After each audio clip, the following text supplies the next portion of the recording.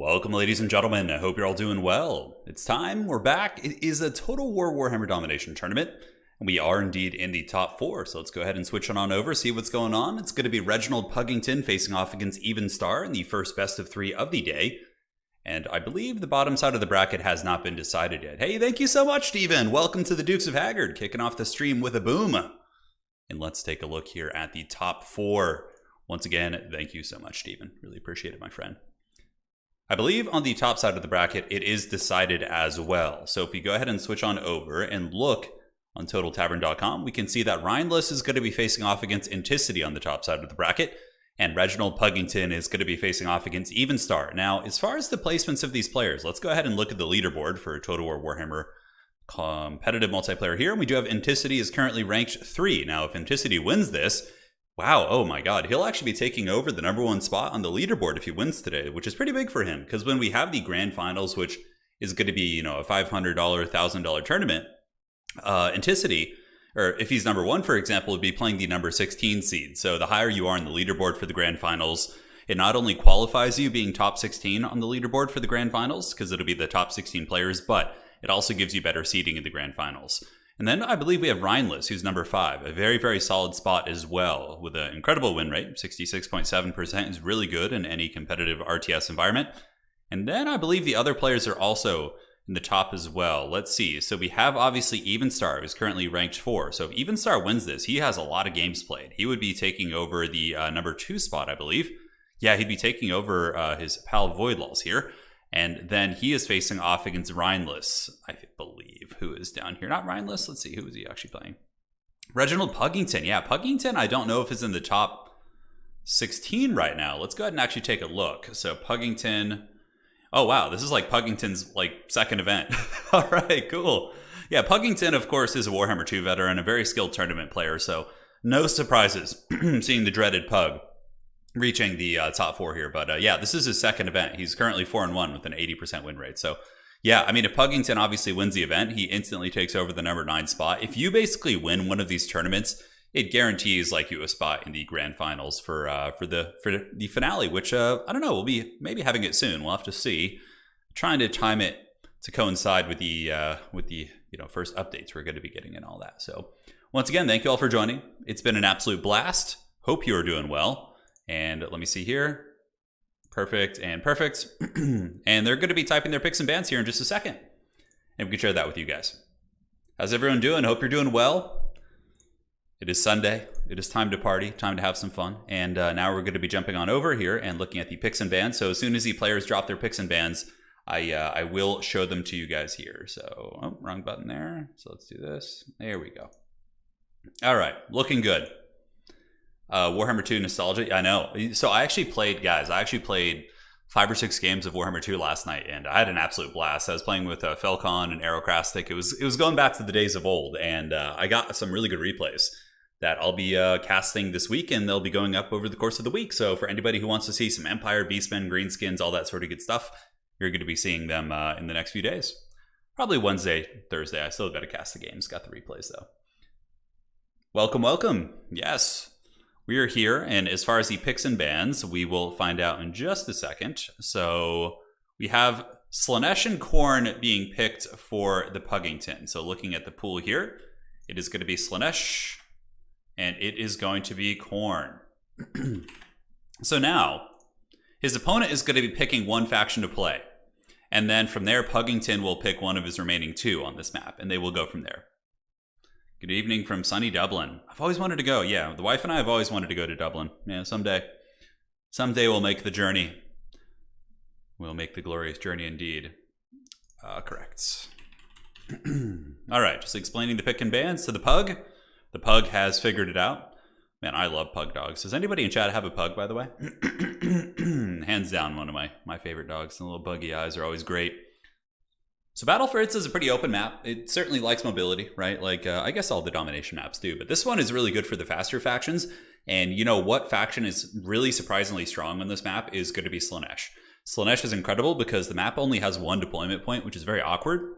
But Slanesh's like entire army, for the most part, is Vanguard, with the exception of some of the infantry, right? So they can really get beautiful Vanguard pushes on those side points. They can capture them super quickly, and they can do very, very well for themselves. Which Warhammer 3 faction will struggle the most in domination against the Vampire Coast?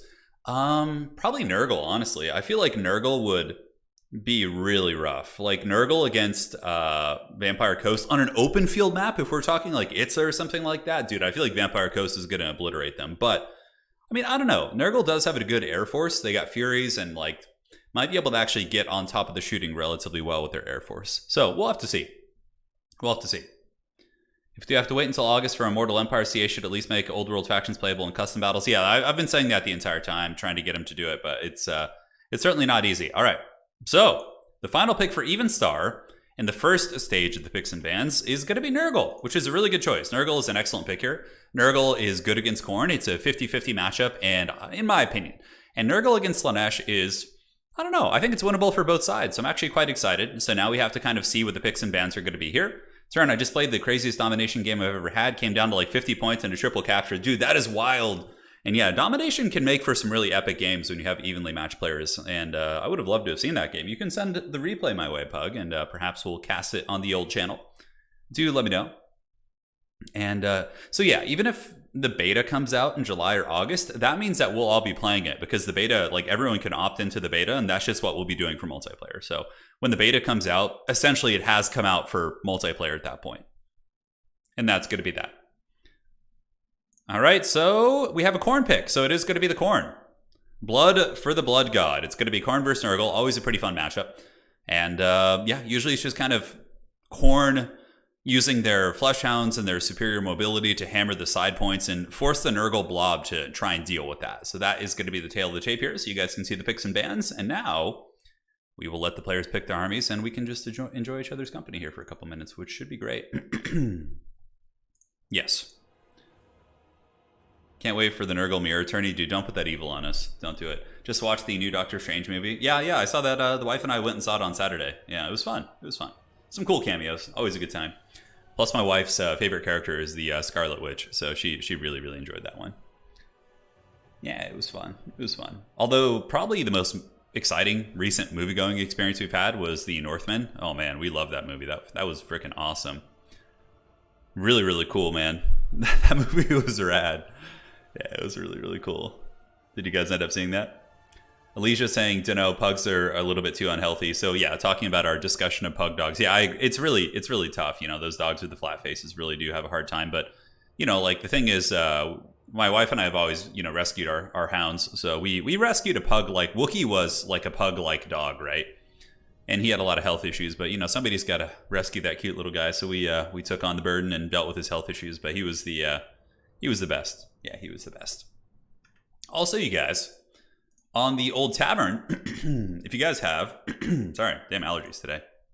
Past couple weeks have been a little bit troll. It'll clear up once we get going though. But if you guys have any miniatures, if you're into hobbying and painting, 40K fantasy, you know, Game of Thrones, whatever the board game may be, or tabletop game, if you join our Discord, which you can do by going to totaltavern.com up in the top right, you can then join and submit your miniatures in the hobby section. You can tag our glorious mod Melody there, and you'll get taken care of, and the minis will get uploaded to the site. So right now, you know, we've got a bunch of cool minis. Here you have some Chameleon boys, so Chameleon skanks. So I love the little, like, he's like hiding behind the plastic base. It's pretty cool.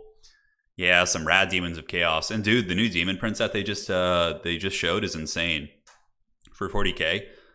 I was like really hoping that, like, I know the new Chaos Space Marine Codex was coming, and I was kind of like, I secretly like hope they don't make too many new models just so I don't have to like replace and buy. And I'm like, then I see the new Possessed models. I'm like, God, dude, now I have to like buy all those or just, yeah, I don't know. We'll see.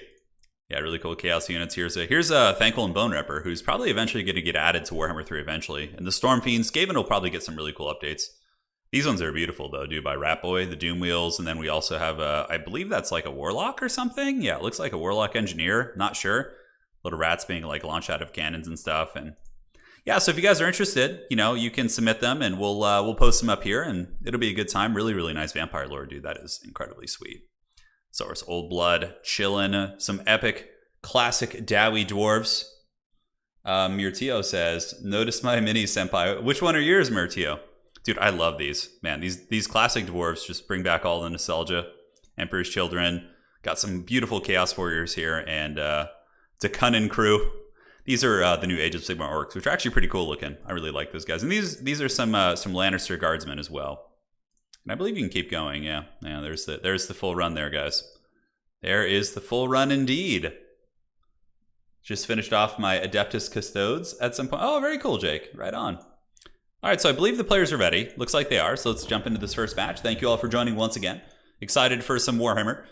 I know the game isn't in the best state right now, but I still think tournaments are really, really fun. I think seeing some of the best players compete is always a blast, so let us see what they do. The new Demon Prince looks sweet. He does, man. It's brutal. Yeah, we'll get him posted, Mertio, don't worry. I feel really bad when let's see. Yeah, Peter, I hear you, man. I hear you. Man, I wish I could add some minis, but my painting skills are much better than my photography skills. Oh, yeah, that's my problem too. I'm really bad at taking pictures of my minis. But, honestly, if you have natural light, just go outside, put them down on a table, dude, and you're going to be, they'll be looking fine if you have a nice natural sunlight on those bad boys, even with your cell phone. Just got to make sure the sun is kind of shining on them from the right direction. All right. It's going to be interesting. Khorne actually going with Skarbrand and not bringing the dreaded double cultist. I mean, pretty much every player and their dog has been going double cultist, which is obviously something that I think needs to be addressed. I think cultists are a little bit too strong for their price point. Like, if they were just weaker fighters and like didn't have a good battlefield presence, it wouldn't be an issue. But the Khorne and Nurgle cultists are also like really, really good fighters. Like, they're not that much more expensive than like Bretonnian paladins and Empire captains, but they can summon like an 800-900 gold unit, right? Which I think is one of the reasons why they're a little bit wild. Do you plan on doing more painting streams or videos? It's kind of like a one-off thing here and there, but eventually when the old world does come back to tabletop, so when Games Workshop releases the old world tabletop game, which is bringing back Warhammer Fantasy, I'm going to be starting a channel for it. So we'll be starting a separate channel, which I'll announce here. It will be doing battle reports. I have my Empire army, which I'm currently painting and basing right now, and it's going to be awesome. So very, very excited for that. We'll also probably be doing some 40k on there, maybe some Age of Sigmar, I'm not sure. Like, if Age of Sigmar releases a faction that really calls to me, like Chaos Dwarves or something, then I would probably consider getting into it, but for now, we'll have to see. We will have to see. Daryl says, started a Warhammer 2 co-op campaign with a buddy over the weekend in Mortal Empire. God, it was so good. Yeah, it's pretty classic stuff. So, here we are in Game 1, ladies and gentlemen. It is going to be Reginald Puggington, our resident Pug, facing off here against Evenstar in the top 4. And Pug is going to be coming in with Exalted Bloodletters, which are one of my favorite units. They pretty much dominate any Nurgle infantry. And, I guess they're durable through their killing power. They do have a little bit of physical resist. Not that it matters against all the magical demon attacks, but very, very cool unit. Spawn of Khorne are amazing as well. They hit really, really hard, and they can grind through Nurgle, mass and HP. A couple of Chaos Warriors up in the center. So you can see here, it looks like the Chaos Warriors, and I have my dreaded drawing tools today, are going to be moving up just to get some durability on that objective. And, Bloodletters plus Spawn on the side points, that's going to take a ton, an absolute ton of, Nurgle pressure to stop. So, and Skarbrand's also a beast too, and it looks like Skarbrand's going to be going in farming as well. Aerocrastic says, obliged to cheer on Reginald today. Yes, happy Mother's Day. Happy Mother's Day. Talked to my mom this morning. She tunes into the streams every now and then. Mother turn, yes, she does. In the early days, she was one of my first subscribers. I remember when I first made my channel, I had like 3 subscribers. I had one of my friends. I was like, man, can you subscribe to my channel? Help me get going. And then my mom was the other subscriber, and they were the first 2. My friend Matt and my mom, way back when, in like 2015, 2016. So shout out to all the moms there. So here's Skarbrand moving about, looking to farm, but obviously the Plague Drones of Evenstar and the Chaos Furies kind of able to keep him at bay. Up in the high ground, we do have the Exalted Bloodletters, and I love the Exalted Bloodletter play. They're just so swift. They have 38 speed compared to 27 on Plague Bearers, so like, Nurgle really has to like commit a lot. And obviously, Puggington is going to be giving up the center objective to the Big Chungus, so right here we do see the Exalted Great Unclean One and the Cultists of Nurgle moving up to the middle point here. And they're just going to kind of do this, and I would imagine roll this way. Like, that's going to be their game plan. Like, top objective, probably just going to say screw that, although he's sending some Plague Bearers over here, which is, as the kids would say, very sus. He is going to be moving on, and the Exalted Bloodletters are just going to massacre those things. Like, I don't know if Evenstar wants to throw those away, but Pug seeming pretty cozy. Also, he's got his Chaos Furies of Khorne in a pretty cost-effective fight. But ooh, look at that, Curse of the Leopard. Nice play by Evenstar. Beautiful. It gives armor and damage reflection, so the Khorne Furies just get absolutely wrecked. That was a really, really cool play, and you almost never see that ability being used. Aaron says, I can't help but imagine your mother having a mullet. You know, in the 80s, she might have had one. I don't know. I know that my dad had like kind of a semi one back in the 80s. Like when I was born, he had like a little bit of a mustache and mullet type thing, but yeah, hard to say. So yeah, even though Khorne did get the big jump here, obviously this is going to be a massacre. These Bloodletters are just going to cut these guys to pieces, and a big fight going down over here as well. As the Spawn and Bloodletters move into the back line, Scarborough getting in there and really just taking these Nurgle demons to Pound Town. And Evenstar is going to be taking a bit of a hit. He does have the Exalted Plague Bearers, I believe. I could have sworn I saw some Holy Hand Grenades. Yeah, okay, so I do see the Exalted Plague Bearers of Nurgle back here. And it looks like the Fleshhounds might be looking to kind of pin in some of the units. The objectives are now open, and Nurgle has gotten the first one. A little bit of a mistake from Pug to not have something on this back objective. I think he wants to get that going right now for sure. And look at Puggington. He's currently banking a ton of resources, and now he does summon in units. So he's got more Exalted Bloodletters. They're going to be moving in, and yeah, man, one unit of Plague Bearers is down. And this is some heavy pressure, dude. And, you know, the funny thing is, Nurgle's just having such a good time sitting on this middle objective here, right? That, like, Khorne is just kind of farming their backfield. Yeah, look at that. So moving in, a Plague Bearer unit does go down. Scarbrand and the Spawn are now on top of the Exalted Plague Bearers, which are going to be mitigating their Holy Hand Grenades. And the Plague Drones of Nurgle are obviously using their Holy Hand Grenades as well, doing a little bit of damage. But these Exalted boys are just absolute beasts, man. So now the big Chungus has come back in. Will this herald the advance of Khorne? Will Khorne then move on to the middle objective? Now that Nurgle is kind of being pulled into the backfield here, and nice mobility, I love this. So Reginald Puggington is withdrawing with the Exalted Bloodletters. As the Great Unclean One comes back here, Scarbrand's going to want to get away. If he gets trapped by, like, let's say a bunch of drones, and then the big man's going to be beating on him with his bell, that's going to be pretty painful for sure. So we do have a little bit of a clash here. We have the Chaos Warriors of Khorne moving on over to the point. And Chaos Warriors of Khorne should defeat Plague Bearers. It's going to take a long time, like a long, long time. But their armor and their stats are just objectively better, even with the poison.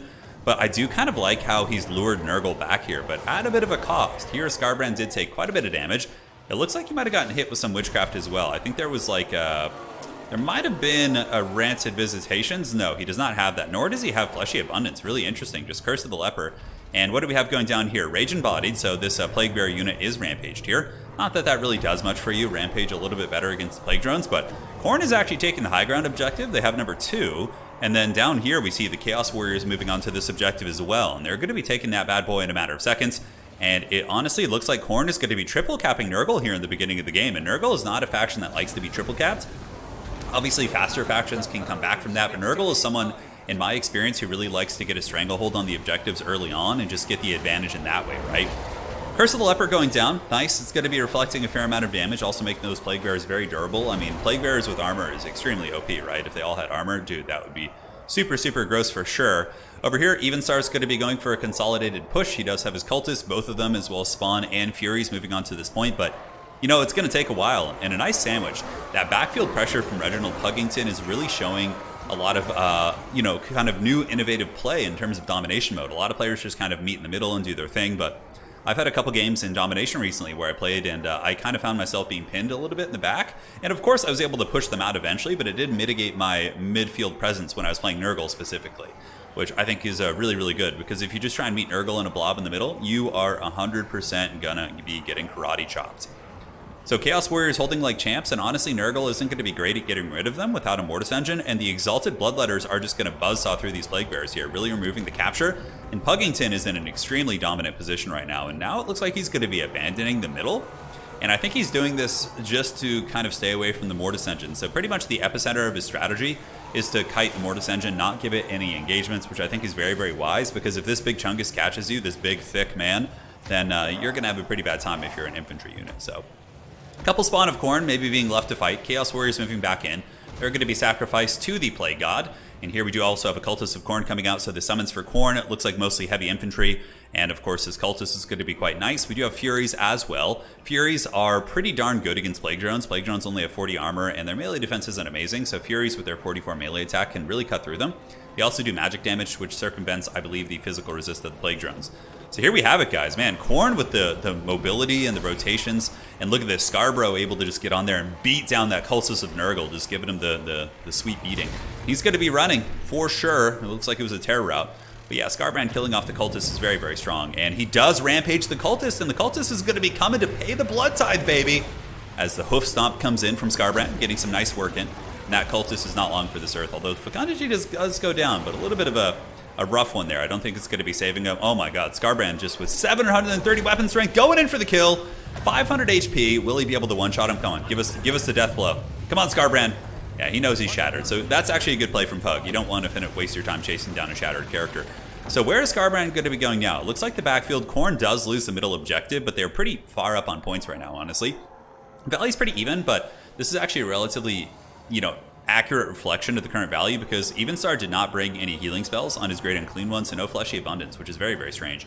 But again, he's been using Curse of the Leopard to relatively good effect, and that was something that a lot of Khorne players kind of did try in the beginning to use that. And here comes a big surround. I do like this. The Plague Drones will put some hurt on Scarbrand. He is armored, and they have good armor piercing, and the Furies can apply poison. Might even be able to kill him there with the concentrated Furies. And now the Exalted Great Beastie is coming. Now, what you want to do with the Great Unclean One in this situation with Khorne is you want to grab your Spawn and just surround him. Because the Spawn will do a ton of damage, but also his Mortis Engine won't really do much, and then your Warriors can just go sit on the point. But Nurgle does have a fairly strong stranglehold on the center right now, but it's getting to the point where they're going to be needing a triple cap to get back in this game here. So here we have the Exalted Bloodletters and the Chaos Furies, and the big Exalted Boys here. They're going to be buzzsawing through these old chunky ones, and I believe these are not the Exalted Plague Bears. Yeah, you can tell because they look a little bit less fancy. They don't have as many horns on them and whatnot. Some Forsaken over here, but Forsaken actually aren't going to be great at all against Bloodletters. I mean, they can give some damage back, but Exalted Bloodletters are just such a beast in this matchup. Even basic ones are pretty good. I believe basic Bloodletters do defeat Plague Bears. I'd have to do a little bit of testing. It's hard to say. It's a pretty close fight, but the Exalted ones, it's not even close. So on the other side, the Big Chunk is trying to get the objective, and Khorne just... Look at this. Khorne actually going to Nurgle's backfield. It's going to be stuffing them, and at this point, Khorne could just win with a single cap. So Khorne could essentially just send some units up to the high ground here and try and really entrench and Helm's Deep that position. Definitely need to send back these Chaos Warriors right now. Obviously an easy thing to miss. But I love Reginald's playstyle of going back and just really pinning Nurgle and trying to stay away from the Great Unclean One. And knowing that the Great Unclean One's capture weight is okay, but it's going to take him by himself 10 years to capture this. He needs some Nurglings here. And we do see some Nurglings coming across from Evenstar to finally get to that objective, but yeah, it's going to still be giving quite a few points before the Plague God here is able to get his clutches on that point right there. So back in the middle, Khorne is now going to be rotating in. Exalted Bloodletters and Fleshhounds and all sorts of goodness moving in. Fury's also surrounding. A lot of DPS against these boys, and it looks like a Cultist is here as well for Khorne. I don't know if he has any summons. A summon would be really, really sweet right here. Just using it to block these Plague Bearers as well as the Spawn of Nurgle off the point would be a huge play for sure, but overall, Khorne does have the capture weight on this. Obviously, over the course of the game, Evenstar has been using quite a bit of flying units who, can't capture these objectives, but of course do have some decent killing power.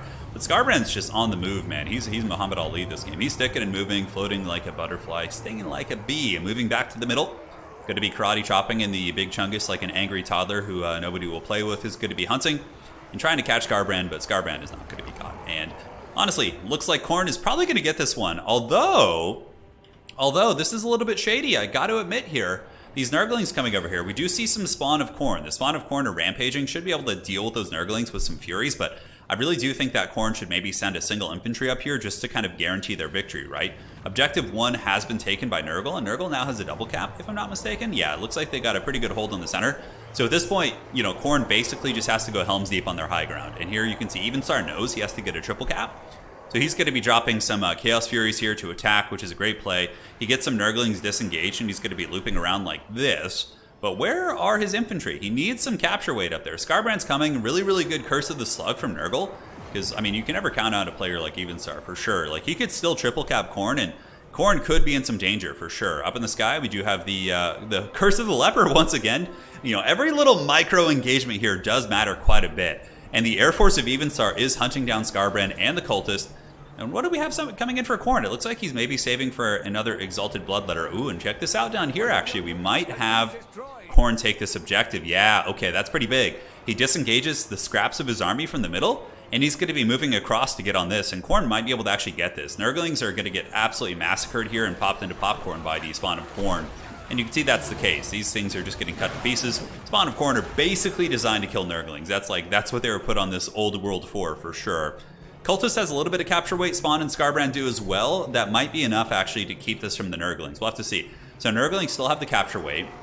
And now the capture weight belongs to Khorne. The Spawn, Scarbrand, plus the Cultists are equating to 1 Nurgling here, essentially, which is pretty cool. We also get some Fleshhounds coming across. Fleshhounds should be able to handle any of these flying units. The big Chungus is trying to get up here. You can see he's waddling, trying to make his way downtown. The jiggling animation's going strong. And going to be trying to wrestle Objective 3, but I think that's going to be GG. Puggington for sure is going to win this one. With Objective number 3 going to be going to Khorne as well. That is a very, very solid victory, and you can see Khorne players really taking advantage of their mobility, using the Fleshhounds as well as the Exalted Bloodletters with their almost 40 speed to outmaneuver Nurgle. And the Spawn, of course, are just so good in this matchup as well. So, GG, well played there. Scarbrand, it's pretty cool to see him. You know, a lot of players don't use these big legendary lords, a little bit pricey and tough, but Scarbrand was a beast this game. He was really stomping around, had a couple of good rampages as well, and was able to claim victory for the Blood God over the Lord of Plagues. And Puggington is going to be pulling game 1. GG, well played. This is best of 3, so now the players are going to be going on to the second map in the series, which is going to be Death's Pass. Now, value accrued for all these goodies. Let's see. Plague Bearers, 1,400, very good. 1,900 here. Spawn, 1,000 each. Scarbrand, really, really solid. I mean, everything performed pretty well except the Chaos Warriors, honestly.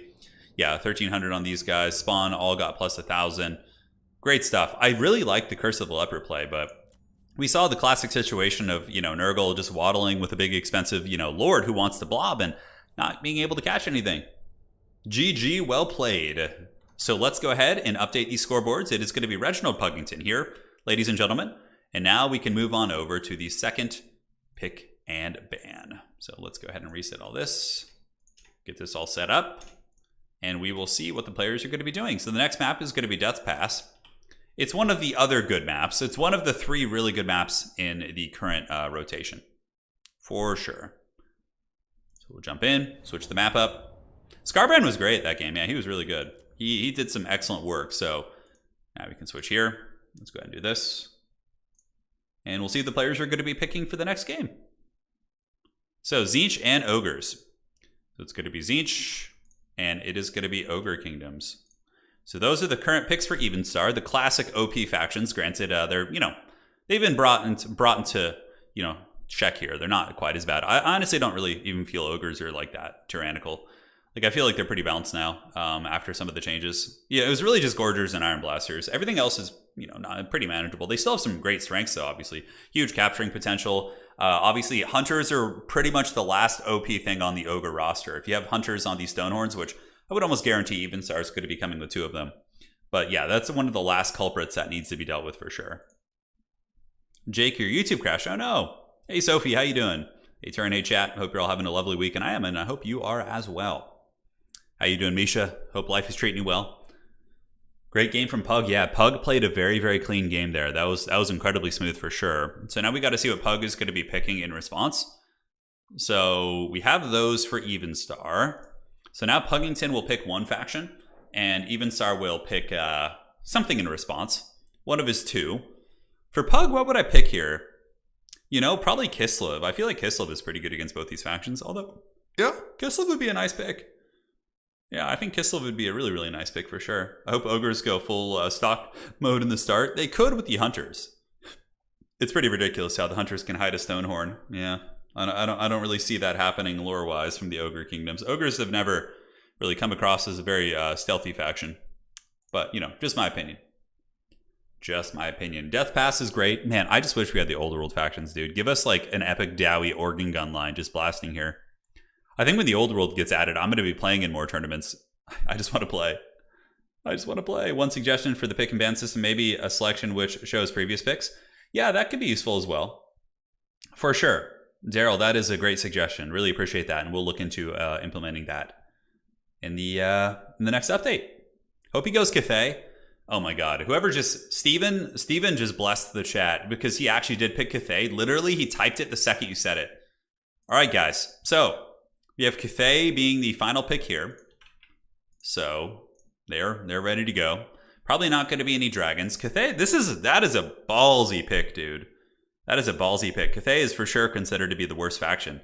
And against Evenstar, playing 2 very, very strong factions here. What does Evenstar go here? Probably, I don't know, honestly. Either of them work fine. Like, you can pretty much play anyone against Cathay and you're going to be okay. I mean, maybe he knows something. Maybe he's been practicing. Puggington is an amazing player. It's really funny. Whenever I play on my own streams and, have like just a casual stream, Puggington always manages to get into the lobby and battle me at the end. And man, we've had some epic games for sure. He is an amazing player. And clearly has picked up domination. That's one of my things. Like, I went and played some Warhammer 2 yesterday, and I was actually still pretty good at it. I was playing against some really strong players, and I still have yet to like really master domination. It's a very different beast. Do you think the campaign exclusive units in Warhammer 2 should be allowed in Warhammer 3 multiplayer? They would require some serious balance. Yeah, some maybe.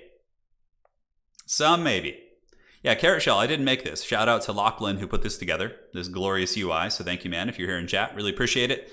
Making the old community quite a bit fancier here. So the final pick is going to be the Chungus Kingdoms. So I love my favorite thing about this UI is Lachlan already put in like the old world factions as well. So they're just waiting. So it's going to be Cathay versus Ogres here in this round on Death's Pass. And ladies and gentlemen, let us have some fun. So players are going to be picking their armies now. We'll just hang tight. Grand Cathay has some good tools against Ogres. They're very cost-effective spears. Obviously, cannons are pretty good on Death's Pass. Engorgers were the biggest problem for Cathay before, because they would just like assault you and you just couldn't kill them, and they would just pin you in your spawn zone. I mean, Ogres can definitely be repelled a little bit now. So if I were Cathay, I would rather face Ogres than probably Tzeentch. Like, Cathay really hates Furies. Furies are one of the worst things for them because they can just fly over and pin down all your shooting, and really just like, you barely have any killing power with Cathay in terms of melee. So yeah, you can shoot things, but if your shooting is tied down, you're kind of trapped in your zone. But Ogres obviously can't really do that with flying units, so it's a little bit better for Cathay. Kaiser says, do drop a like. Hate to ask for it, but it really does help out. Do drop a like. Oh, thank you, man. Thank you, Kaiser. Yeah, and if you guys are enjoying the stream, do drop a like. It helps out quite a bit, like Kaiser said. And welcome to the stream, ladies and gentlemen. We're keeping the old Warhammer alive. We're rolling through the Dark Ages. We're certainly in the Dark Ages right now, but you know what? We're gonna get through it, guys. We're gonna get through it as a family, and we'll be ready for the just cue the Vin Diesel memes. We'll be ready for the old world when they get added back in. I know the new Mortal Empire says all the races, but is it confirmed? Yeah, of course. They're 100% coming to multiplayer. 100%. Yeah. All right, so firing this beast up, it is going to be Grand Cathay versus Ogre Kingdoms. Puggington with a nice Khorne victory in the first game, but now is against the Ogre Kingdoms with Grand Cathay.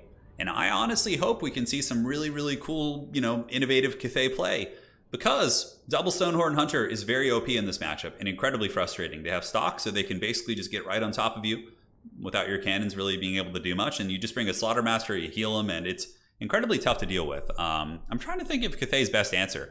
When I play Cathay against Ogre Kingdoms on Domination mode, I usually bring a couple Iron Hail Gunners just to pop out and just start blasting Stonehorns when they get a little bit closer. I think it's pretty good. Essa says, Happy Mother's Day to all from Finland. Now, Essa, I was actually talking to someone yesterday about Finland, and correct me if I'm wrong, but doesn't Finland have a pretty serious like sauna culture? Because one of my favorite things, man, I used to go to this gym that had like a sauna, like one of those old school like wooden saunas, and I used to just love baking in there, like after a workout or something, and just like, I don't know what it is about it, but it's like, it's such a pleasant experience. I've always wanted to get like a really classic kind of stone heated sauna in in my home. Do you think Cathay is a burner pick? Give away this game? Daryl, I don't think you would. Like, I don't see the reason to kind of throw away a burner pick in a best of 3 here. I think you would just go for the kill. Like, honestly, maybe he assumes that these are his opponent's best factions, so he's just going to be trying to. I guess you could see Cathay being thrown to the wolves there, but I wouldn't see that. I don't think I've ever really seen anybody do that in Warhammer 3. Weren't saunas legit invented in Finland?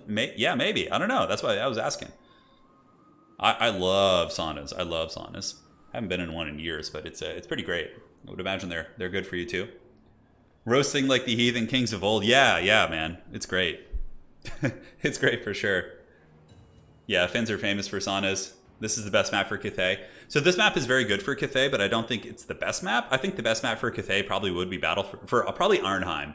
Because Arnheim, they have 2 objectives on the low ground, and they can just like line up a shooting gallery there. I think Arnheim is probably the best Cathay map.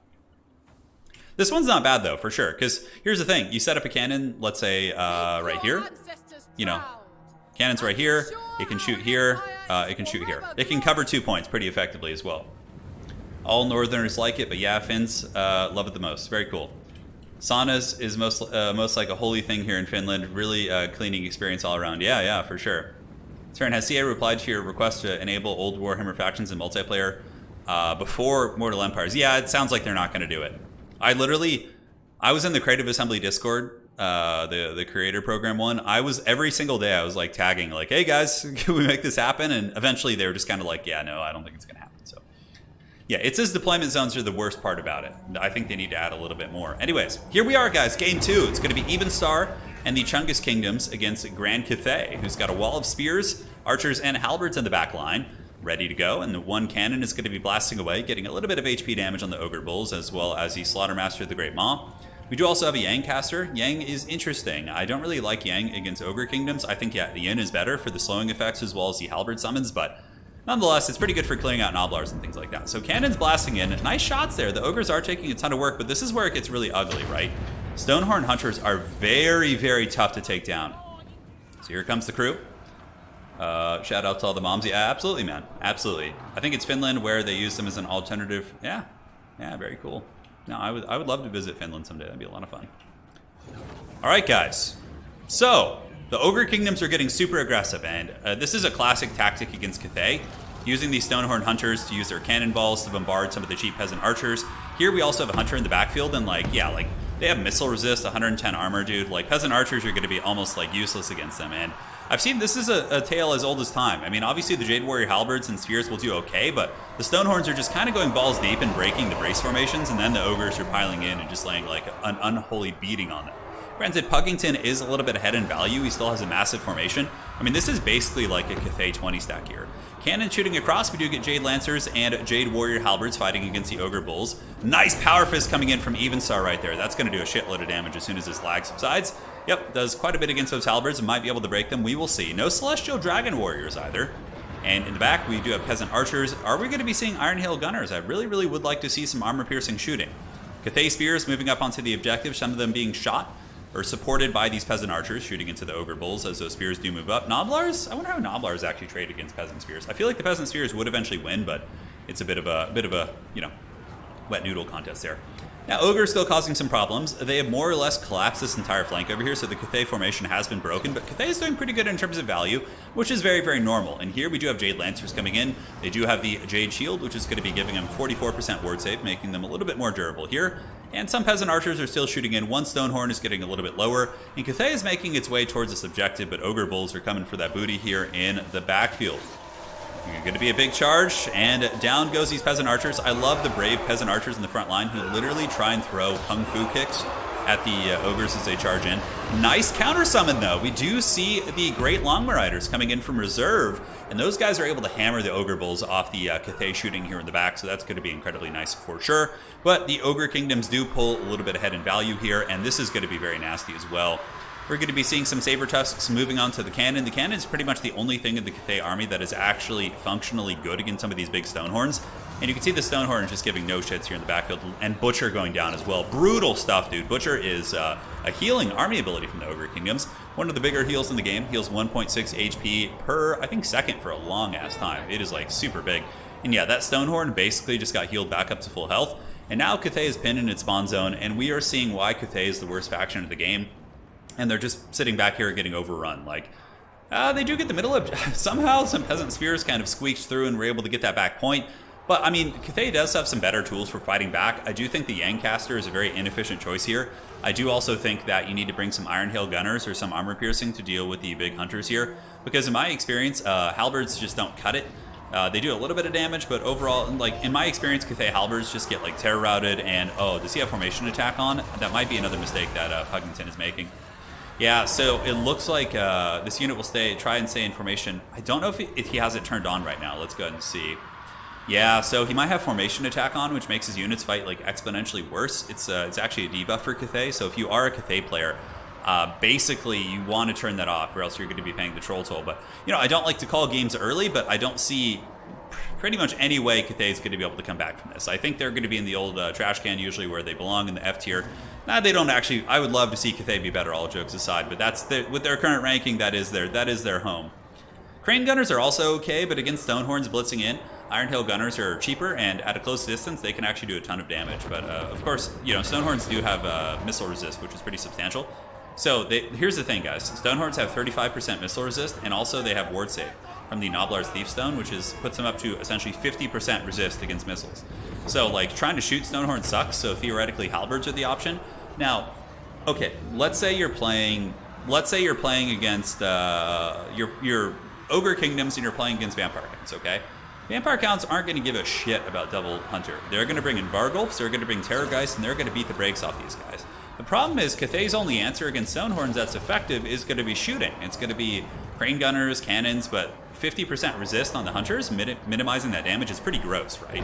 And like Halberds don't work that well because they just get terror routed and bullied by the Ogres and Noblars and things like that, and like the Ogre abilities and the Power Fist and things. So it's this is just a horrible matchup for Cathay in general. Even if Stonehorn Hunters are grossly undercosted right now. They only cost 1900, which is 100 more than a basic Stonehorn, and they have like anti-large and all these good abilities. But if Stonehorn Hunters got increased their cost by like 300, which is probably what they deserve, and probably what will happen in the next patch, I still don't think it would matter. The same exact thing would happen to Cathay here, except you would basically just have like one less Ogre Bull on the battlefield. And clearly, looking at the situation, that doesn't really make that big of a deal, right? Now, Cathay doing a decent attempt here of trying to peel in the backfield, but they are triple capped. The value differential is very, very substantial. And, you know, maybe Puggington did just want to get Tzeentch and Ogres out of the way. And, yeah, that certainly could be viable, right? Like, maybe he's trying to save, you know, making sure Evenstar uses his best factions against one of the factions he doesn't really care about. And then in Game 3, he whips out his other best faction, right? That could be part of the strategy. Somebody did mention that earlier, and you know, as I see this game a little bit more, I'm seeing that kind of be the case here. So, yeah, the Stonehorns are very, very strong, and you know, factions with melee SEMs can deal with them, but factions that do not have that, I mean, you can use Terracotta Sentinels. You know, honestly, Terracotta Sentinels might be the way here. Like maybe against Ogres, you come in with like, let's say like Celestial Dragon Guard with I don't know, yeah, Celestial Dragon Guard with double Terracotta Sentinel, and you move up. Like, I feel like that build actually could have stopped this Ogre build. I think that could have been something for sure. Like, double, what do you bring? Triple Celestial, maybe you bring, do you want to bring Lanterns? Probably not. You could bring, like, one Lantern to get the Harmony buff, maybe. And then you also just bring, like, you know, the big Sentinels. So Cathay is scrapping pretty hard. Puggington maybe thinks he has some sort of a chance, but in reality he doesn't. And I just don't think, I mean, especially against a player like Evenstar, if you're playing somebody that you're much better than, you know, sometimes you can dig your way out of situations like this just because your opponent might be new to the game or something. And now we get Terracottas coming in. Terracottas are a pretty good answer against Stonehorn Hunters. They actually fight very cost effectively against them. Terracotta Sentinels only cost 1600 against the 1900 of Hunters, and in a pure trade, Terracotta Sentinels trade super, super well there. Granted, Ogres do have healing, so that can change things, but yeah, you can bring Miao Ying for heals if you want as well. But GG, well played. It was a nice attempt, but honestly, this is usually what you see in that matchup. So this is going to be 1-1. The throwaway pick is done, and now we are going to be on Broken Lake Gully. Hunters didn't even get crazy value, right? Like, looking at that, you have 731 and 1600. Like, neither of the Ogres paid for themselves, even though they're undercosted. It's really just Cathay not being able to, like, kill them, and then everything else accrues value because they have to focus on the big boys here. So the last map is going to be Broken Lake Gully, I think, or Eye in the North, I think, is the map. Let me go and double check. It is going to be Eye in the North for the next map, which is actually a pretty good Cathay map as well. A pretty decent little Cathay map. So 1-1, ladies and gentlemen. In this series, the winner is going to be advancing on to the grand finals to face the winner of Rhineless and Enticity, which is going to be our next match coming up. Our next glorious best of 3, and let us see what they pick. Yeah, the Terracotta boy almost got there. He almost got there. High Elves will struggle against Stonehorns? Nah, not as much as you think. Like, High Elves have Sisters of Avalorn, which, I guess shooting wouldn't be that great, but High Elves have really good SEM fighters. Like, High Elves could bring in, you know, any of their Phoenixes. They could bring in their Dragons. They also have, like, characters like Turin, who can shoot, you know, get in there and fight the Stonehorns pretty well. So I think High Elves are better than Cathay for sure. If I had to do every single faction of the game ranked, I would have Cathay as the absolute worst faction in the entire game. They are worse than High Elves. High Elves would probably be like towards the bottom for sure, but Cathay is just like trash tier. Yeah. It's unfortunate, but it's the truth. It is the truth. All right, so heading on over to the picks and bans. The next map here is going to be the Eye in the North. Cathay will probably get some DLC. Like, they have some good fundamentals, like some decent units, but the problem is they just need a couple more things. Something that can, you know, got a little bit of bite in melee. I don't know. They do have the terracottas, I guess. Yeah, oh my god. Yeah, like, just imagine you're playing against Ogres and they come in with the Stonehorn. You just, like, get a Star Dragon, you net it with Techless, and you breath attack it, bringing it down to, like, 60%, charge it with the Star Dragon, enfeebling foe. That thing's going to be dead in, like, super quick. You don't want to mess with High Elves when it comes to SEM fights. High Elves are one of the best, like, monster fighting factions in the entire game. Like, they have the Arcane Phoenixes, the Frost Phoenixes aren't that good, but they all, like, regenerate and they, like, hit hard and they're fast. High Elves could just bring nobles on. Yeah, High Elves have nobles on horses. Like, if Cathay had a hero character, guys, like just some, you know, Kung Fu Master or something that could get in there and, you know, fight in melee and was like anti-large, dude, Cathay would be so much better. Like, Cathay just definitely needs something like that. High Elves get Larry. Yeah, High Elves just come in with a Larry Goon Squad, right? Just like double Noble, double Phoenix, Larry. Like, yeah, good luck bringing a Stonehorn against that. High Elves are actually, you know, kind of fun to play at times too. Heimdall, hell yeah, dude! Look at Heimdall, the mighty Nordic mythological figure, donating the $69.69, dude. That's what she said. Is that what you wanted? You wanted that's what she said? You got it, man. Thank you. Really appreciate that donation, man. And we are on Eye in the North. We are going to be having Slaanesh, Tzeentch, and Kislev here, banning Ogres. So we do need another pool spot here, so I might have to actually... Yeah, so I think we need... Oh, okay, so there's another tab for it. Oh, look at that. That's pretty cool. So my buddy here... Oh, this is from before, so I need to update this one. Hold on. So this is Puggington versus Evenstar. This is from the other tournament. So there's a separate tab for the in the old sheets here. So just give me a second. So 1 and 1. The map is going to be Eye in the North. The Eye in the North is here. Got everything deleted. So, Slaanesh, Tzeentch, and Kislev for Evenstar in his pool. So, Slaanesh, Tzeentch, and Kislev. And his ban is going to be Ogres. So now we wait for the Pug to do his business here. So, Pug essentially will ban one and pick one. That's going to be the jam. Perfect. Truly, Heimdall donating from Valhalla. Hey, KV, appreciate the $1.49. That is just enough to buy a hot dog, most likely. Thank you, thank you. That is her money account, yes. It is. Hey, thank you, KV, for the donation. Really appreciate that.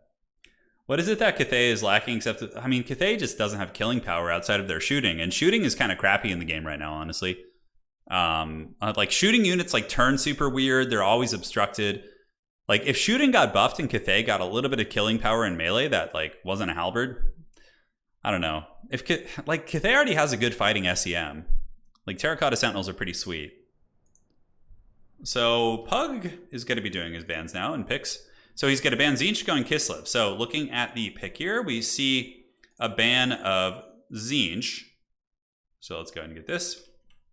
And then he picks Kislev. So now it is Kislev versus either Slaanesh or Kislev. And knowing Evenstar, he's just going to pick a mirror match. Evenstar is just going to come in and it's going to be a good old mirror match for sure. Oh my god, he went with Slaanesh. I'm totally wrong. Making me eat my words. Okay. So we do have Slaanesh versus the old Kislevites. Very fun. Cool matchup. You don't see it terribly often. So there you have it, ladies and gentlemen. The picks and bans have concluded for this round. And now let us go ahead and switch on back to the battle and see what's going on. First of our top 4 matches of the day. Cathay could use some, yeah, Cathay could use all kinds of stuff. Anthony Soprano says, like that graphic is really, yeah, the graphic's great. Big shout out to Lachlan for putting this together. By the way, Anthony Soprano, since you're here, have you seen the Saints of Newark, the prequel to The Sopranos? And is it worth watching? Because I'm a big Sopranos fan. I love that show. It was I remember binging that show so fast. So I was curious if that was worth watching. Ross, thank you. Meme donation train. Choo choo. Thank you.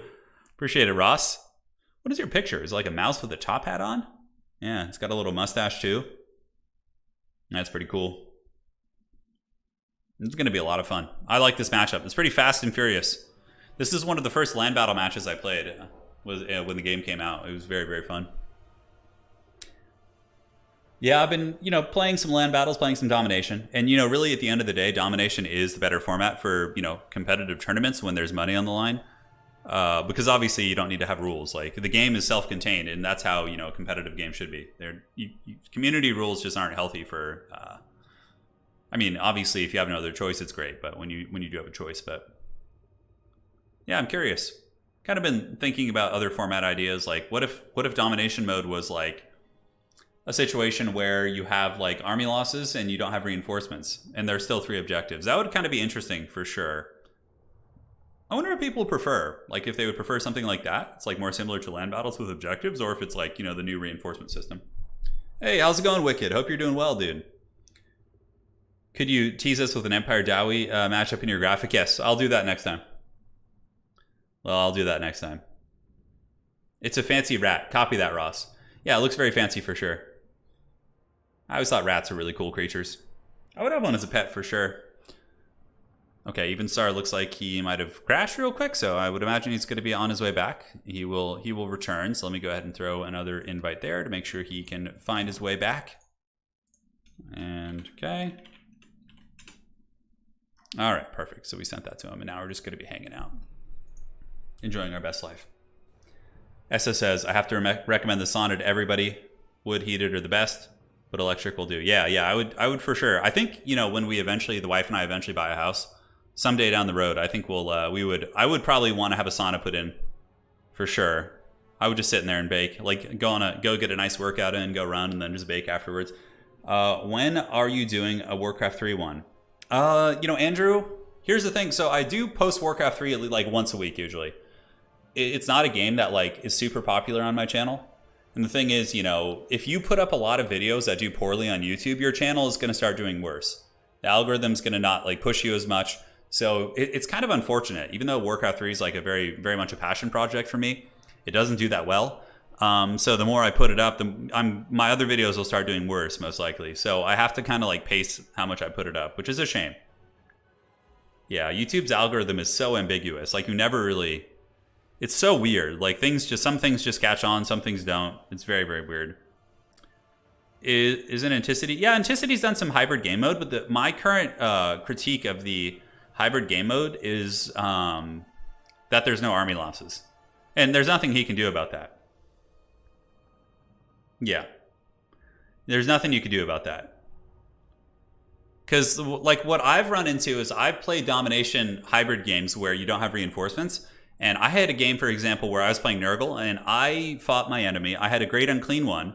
That was all I had left, was my Great Unclean One. And my opponent had, like, 2 Noblars, and he wasn't getting army losses because it's domination. And he was just capturing the other 2 points, and I couldn't catch him, and he ended up winning. And it was just, like, it felt really dumb. Because I was like, dude, you just got crushed in battle. Like, I have like 3,000 gold in the battlefield, you have 400, yet he still wins. Just because my one Great Unclean One can't catch his 2 Noblars, which are bouncing back and forth. So I think if they had like, something like, like army losses with that, it could be good for sure. Can you make a Warcraft 3 channel? I could do that. But I don't know if it's that would be a fair amount of effort. Knighthood says 70% of viewers lost and still domination praise. I don't think it pertains to domination. I think the fact that people losing interest in the game in general is the not having Mortal Empires.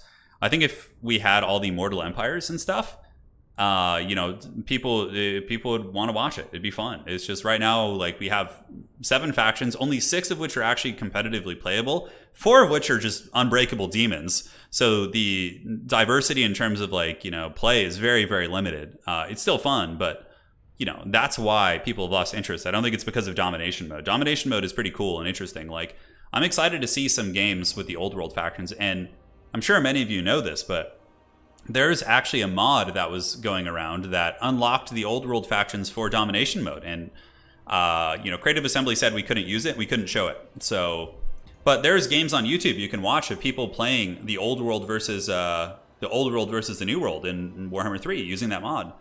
And, you know, Creative Assembly hasn't done anything about it yet, so they're still out there. You can go search those. And also, there's people on Twitch who streamed it and whatnot, but I would imagine they'll crack down eventually, but I don't know. They basically told us we couldn't use it.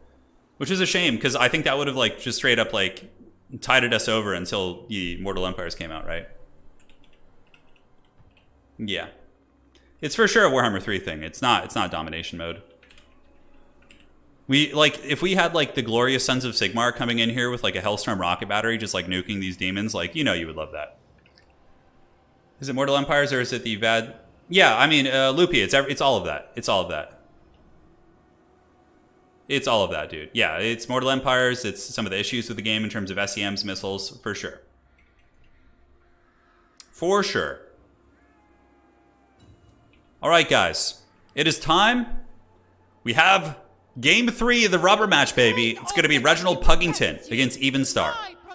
So Puggington is going to be coming in with Zarina Katarine with the Ice Maiden's Kiss plus the big old snare, the Ice Sheet, double Light War Sled, Warbear Riders with the Patriarch, so going to be giving some heals and battle prayers, and then there are going to be some Kossars and Zargard. So Zargard are pretty tough to kill, especially on this map.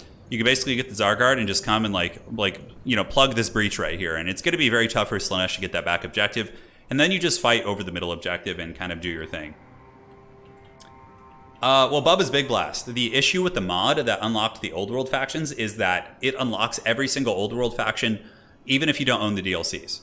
So the problem is that, like, even if you never bought a single DLC or didn't buy any of the content for the game, you could still play every single faction. That was the issue with the mod that they had. If the mod was able to, like, check people's DLC and things like that, then it would be a bit of a different story, right? Like, they would probably let it go. But, like, the mod isn't capable of doing that, and it's not possible with the current modding system. So that really was the big issue.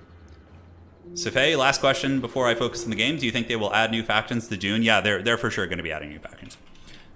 I would wager that. All right, guys. So here we do have some Marauders of Slaanesh moving on to the second objective. Going to be hustling on over to 2 and looking to hunt and do some work, but a nice counter summon here. We get some Hellstriders of Slaanesh, which are going to be anti-large cav, and they're going to chase the Light War Sleds, but the Light War Sleds probably should be able to get away. Ice Sheet coming down, so look at that, nice Ice Sheet coming in from Katarine, but Katarine better be careful. There's a huge, huge Soul Grinder of Slaanesh nearby, and the Warbear Riders coming in with the Steel Chair for sure. These Hellstriders are going to get spanked by the Warbear Riders. You can see instantly like 10 or 12 of them just go down. And now we get the Soul Grinder moving in. Soul Grinder actually might be in a little bit of danger if those Warbear Riders do decide to kind of stay the course and fight there. And on the back, what do we have going on? So it looks like the Zargard are kind of hiding from the Herald of Slaanesh. And Evenstar is going to be coming in with the big Goon Squad. So he does indeed have some Spawn of Slaanesh, some Demonettes of Slaanesh, and a bunch of scary units kind of moving on over there. So going to be going for the back cap here on Kislev, whereas Kislev is kind of putting some light pressure with some Zargard summons over onto Objective 3. So going to be waddling over there, but we do have Demonettes with good armor piercing and obviously some solid cav as well. So the Kossars of Spheres, even though it says they're obstructed, still ripping some pretty good shots. We do also get an Ice Sheet going down, which is going to be slowing down the Slaanesh force. Those arrows doing really, really good work. And currently, Puggington is up a little bit on value. Obviously, on the other side, we have seen the Zargard take a little bit of a beating, but Kislev is just going to be falling back right now, trying to buy some time while the Chaos Fury summons do dissipate into the sands of time. Ice Maiden's Kiss going down. Chariot's going to be moving back in while the Patriarch does take that blob fight. Although Hellstriders in the back looking to pin in those Chariots here, but the Warbear Riders should be able to butter their bread pretty good. The Warbear Riders are heavily armored. Though these guys are anti-large, they really, really do struggle against some of the armor there. Now Zargard, those guys need to move in. Maybe get up on the objective, we'll see. They're going to be fighting Demonettes. Obviously Zargard, if they're given a proper attack order here, like into that battle, they should be able to win that fight, honestly, and probably win the fight against these Hellstriders as well. Hellstriders don't really do a whole lot of damage. But currently looking, Kislev is up a little bit in value. Kislev does also have access to healing, whereas the Demons of Slaanesh have very limited access to healing. I believe Inkari does and some of the greater demons, but obviously for their basic units they don't. Now the Zargard do get the good old fun playtime whip from Slaanesh, and they are going to be unbreakable for a long time, which is one of the reasons why Kislev is quite good, is because of the unbreakable state, right? So these Zargard, which are a pretty fighty unit, are going to be staying and fighting for 30 seconds beyond their expiration date, whereas any other unit from any mortal faction would be breaking and running at this point. Warbear Riders going to be trying to finish off the spawn. It looks like the last of the spawn do break down here. Kislev making a pretty tight fight right here. The score is very, very close. About 5,000 to 5,000 is the value here. In the back, the Tsar Guard actually do stabilize and finally break after like 45 minutes of fighting. But Slaanesh does have the advantage in terms of the cap, right? They have objective 3, they have 2, and they do also have 1 back here. So far Kislev is kind of getting pushed back a little bit. The Warbear sleds retreating. The Soul Grinder of Slaanesh a little bit damaged as well, but so too are the Warbears. And Kislev is going to be needing to summon in some stopping power for sure. We do get Kosovo Dervishes. They can give a little bit of an unbreakable presence. More Kosovo Dervishes on the other side. Generally, they're pretty good against Slaanesh. I mean, they don't hit terribly badly. I mean, they have like, what, 26, 28 weapon strength? And, you know, they can do some decent damage against the super low melee defense of these Slaanesh Cav. But Cathay, man, oh man, Heart of Winter would be so good right now. If we saw like a fat, juicy Heart of Winter just like in the center here, dude, that would just be such a chub. That would be so good. Warbear Riders do have 15 models. Grinding away. A couple Kossars in the back trying their best to shoot. And Demonettes are going to be overextending to try and shut them down. That is where you want the sleds to go. You want the sleds to come clean up these Demonettes. But Kislev is going to have to try and pull ahead in value in terms of this like backfield trade and then push out and get their objectives back. Because right now, man, Slaanesh really has a good stranglehold. But a lot of the Slaaneshi army is overextended and with a little bit of a misplay could actually be punished here. Warbear Riders being attacked by a Cultist, by a Herald of Slaanesh, and also by, I believe these are some Spawn. So that's a bit of a 3v1, although there are some Kosovo Dervishes here putting up a little bit of a fight. And now we do see a very good summon of a Snow Leopard. Snow Leopards are quite good against the forces of Slaanesh. This lady is going to be paying the iron price for sure, but if you get the Snow Leopard to move in and just have it go and, you know, goon the Herald of Slaanesh or the Soul Grinder, like all those big expensive pieces, it can definitely do very well for you. So Puggington is keeping the value very close. Granted, the objectives are being held by Slaanesh pretty damn hard here for sure. Here comes Arena Katarine. The Snow Leopards moving in, looking to feast like the Heathen Kings of old, and there goes the Snow Leopard attacking into the back of the Soul Grinder here. And yeah, man, it's a wild one. Patriarch, Salak's Lullaby, very nice. A big AoE heal here, going to be healing up the Light War sleds, but so far the Soul Grinder of Slaanesh seems to be putting quite a clinic on these guys. And we do have some Zargard here. This is actually very important. Kislev needs to get these guys on the objective and capture that like ASAP. They need to slow down the point roll so they can have a little bit more time to play this game, because if they're just consistently triple capped like this, it is going to be very tough for sure. So, Marauders of Slaanesh hustling across. We do get some old Chaos Furies in the back, and the Zargard going to be getting blocked up. That's a very good veteran play here. Summoning in Chaos Furies to block up the infantry to, you know, keep Kislev a little bit pinned back, I think is going to be quite strong. Zargard once again going after the Marauders, but they need to be moving towards the objective for sure. They need to start playing that game. And these guys need to move. Come on, man. Come on, Pug. I believe in you. Get your buggy eyes and move your infantry over here. See, let me go ahead and illustrate the strategy. So what he needs to do is go here, grab these guys like so, and then move up onto the objective. And if he's able to do that, then man, I mean, he would be in a much better position than he is in now, for sure. Katarine also being hunted down by the Soul Grinder of Slaanesh. We're going to be seeing what appears to be some sort of witchcraft here. Yes, the Ice Maiden's Kiss. War sleds have been summoned in once again, the ones that were broken earlier. And are those Zargard going to move up? Because he's going to get to the point where he does have to triple cap Slaanesh. But obviously the Slaanesh army should be in a little bit of a disadvantage here, right? Because they're really overextended. The Slaanesh Lord is actually very close to death. Warbear Rider's starting to trade pretty effectively. I mean, there could be a situation where Slaanesh does kind of get overly aggressive back here and pays the price. But honestly, Evenstar is getting some pretty good picks for sure.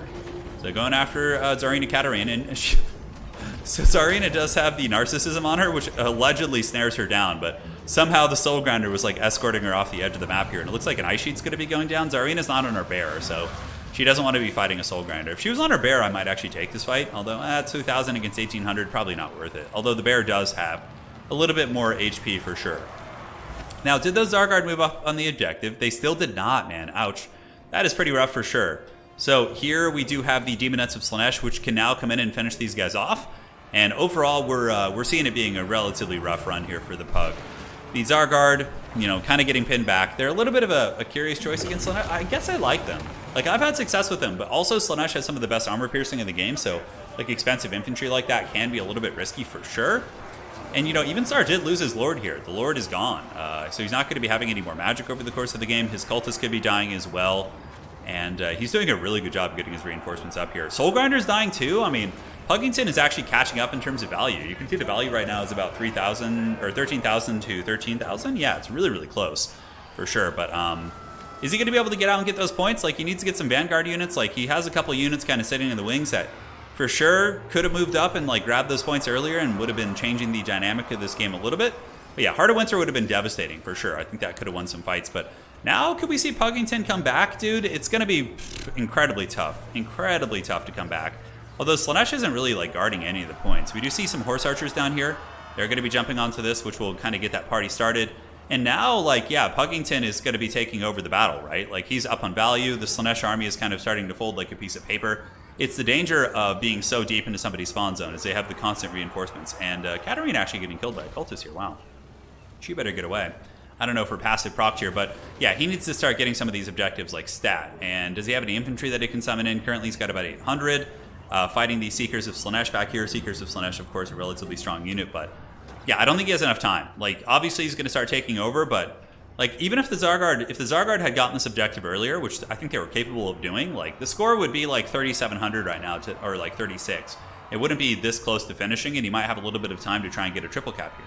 So in this case, yeah, man, I think that's going to be that. I don't think he's any chance of coming back. It's going to be the dreaded shutout. And Evenstar showing why he's, you know, a top 3 player, top 4 player on the leaderboard. Puggington, an amazing run. You know, won the first game in a very decisive faction. I kind of think that Puggington paid the ultimate troll toll because he picked Cathay. Like, that's a risky one because, like, this was a good fight, even though, you know, it's relatively one-sided in terms of score. But, you know, picking Cathay, I think, lost Puggington the series. It's just, like, it's just asking for it. Like, Cathay against good players who really know the meta and really know the strengths and weaknesses of things, it's too risky. So Evenstar is going to be winning that 2-1. GG, well played. And that will be that series, ladies and gentlemen. So let's go ahead and make it official. And the Pug is defeated, but a great performance from the Pug. Very, very impressed. Puggington showed no mercy today. And we'll be back. I love the little picture. Look at that adorable Pug right there. Oh, man, it's great. Okay, guys. So time for the next series. Let's go ahead and get the invites ready. GG, well played to these two gentlemen. And we'll see them back in the grand finals. And now we have the next two folks. It's going to be Enticity versus Rhineless. Rhineless is a great player. I actually played against him in a tournament recently, and he did a very good job beating me with his corn. And password is 123. All right, cool. So let us see what schemes are afoot. Let us do it. The next folks will be jumping in, and we will take a look at the old tavern in the meantime. So taking a look at the tavern. I believe it should have been updated by now. The player should have reported their score. Let's go see if they did. If they did not, I can certainly report it for them. Yeah, the Cathay thing is rough. Yeah, Slaanesh is really good in the hands of a good player, for sure. Slaanesh is just hard to play. Like, it's a lot of micro, a lot of gooning. I feel like players who are good at vampire counts are kind of good at Slaanesh. Although vampire counts are much more durable. Like, they have healing and stuff. So vampire counts are much easier to play than Slaanesh, I think. But like, vampire counts can play like mouth breathing too. They can just go with blobs and mortis engines, or they can go for gooning, like kind of Slaanesh style for sure. Okay, let's see if the players reported the score. Or do I have to do it? You know what? I'll just do it. It's fine. So this is going to be... No, you know what? I'll let them report it. It shouldn't take too long. All right, guys. So now we are in the next match.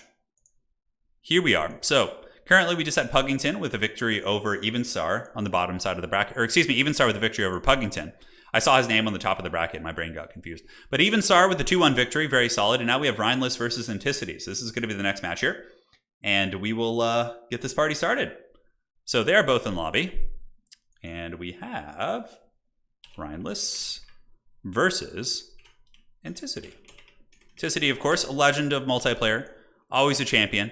Always coming up with some very, very strong and tough to beat builds. And let's go ahead and do this. So Rhineless.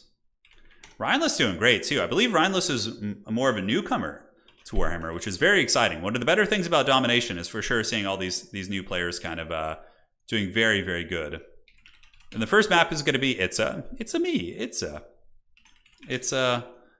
same maps, yes.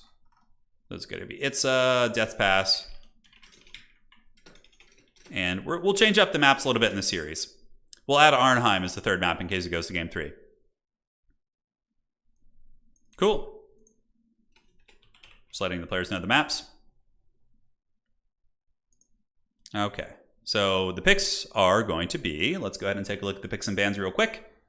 So for Rhineless, he goes with, let's find it, he goes with Kislev and Tzeentch are going to be his first 2 picks. Kislev, come on, you can do it. You can do it, old man. Just need to get the type going. And Tzeentch. And for his opponent, the Kraken King, Enticity is going to be picking Khorne. Looks like. So the Blood God is here. Khorne, of course, was countered in the earlier days by Kislev chariots, and that was before all of us knew how truly overpowered they were. And Rhineless, in response to that, is going to be going Tzeentch. So the Changer of Ways is going to be doing battle with Khorne. We got the big bird versus the big scary demons. Always a good time. The map is going to be Battle for Itza, which is about as close as you get to a land battle. Hey, Puggington, well played. Well played. Yeah, Pug, it's a tricky one, dude. You know, picking Cathay is a bold move. It's a very, very bold move. Oh, Empire versus Dawi, you want to see what it would look like? Sure. Okay, I can show you that real quick. So let's go to the picks and bans. So yeah, like our the gentleman who put this together for me, Lachlan, he actually programmed in the Old World faction. So yeah, we can pretend like the good times are here already. Look, he even put in, I think, a placeholder for Chaos Dwarves. I don't know, maybe not.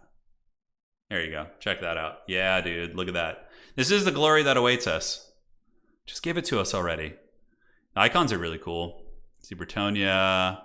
You can see Greenskins here, looking mighty cool. Skaven, adorable rats. Yeah, it's pretty great stuff. It's pretty fun. All in due time. All in due time, my friends. Excuse me.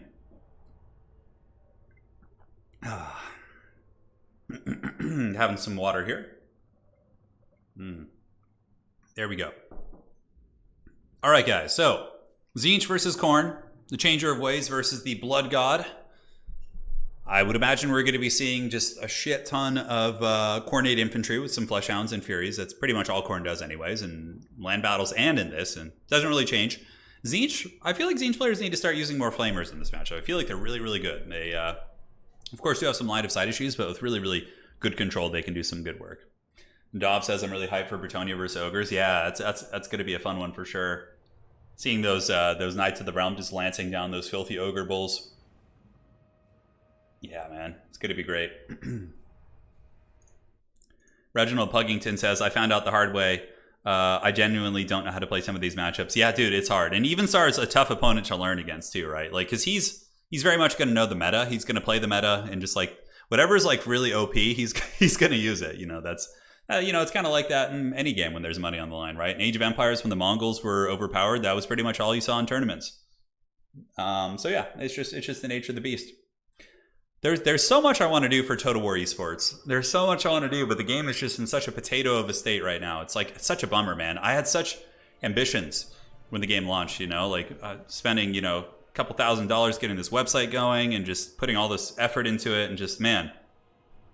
Yeah, it's such a bummer. But yeah, it'll get better, guys. Like, we're in the dark ages right now, but in the, once everything comes to fruition and we get all our goodies back, we're going to be doing our thing for sure. Yeah. As the rosters are right now, Bretonnia would stomp Nurgle so hard. Yeah, probably. I think Bretonnia would defeat Nurgle. If Nurgle gets some like armored warriors, I think they would be pretty good against. Although to be fair, Nurgle does have some decent tools against Bretonnia. Like, you have Dav. You do actually have this though, because Rotflies might be surprisingly good against Bretonian cavalry. Because a Rotfly diving on like a Knight of the Realm or like a questing knight, like there's got to be no charge bonus for those Bretonian units, right? It's hard to say.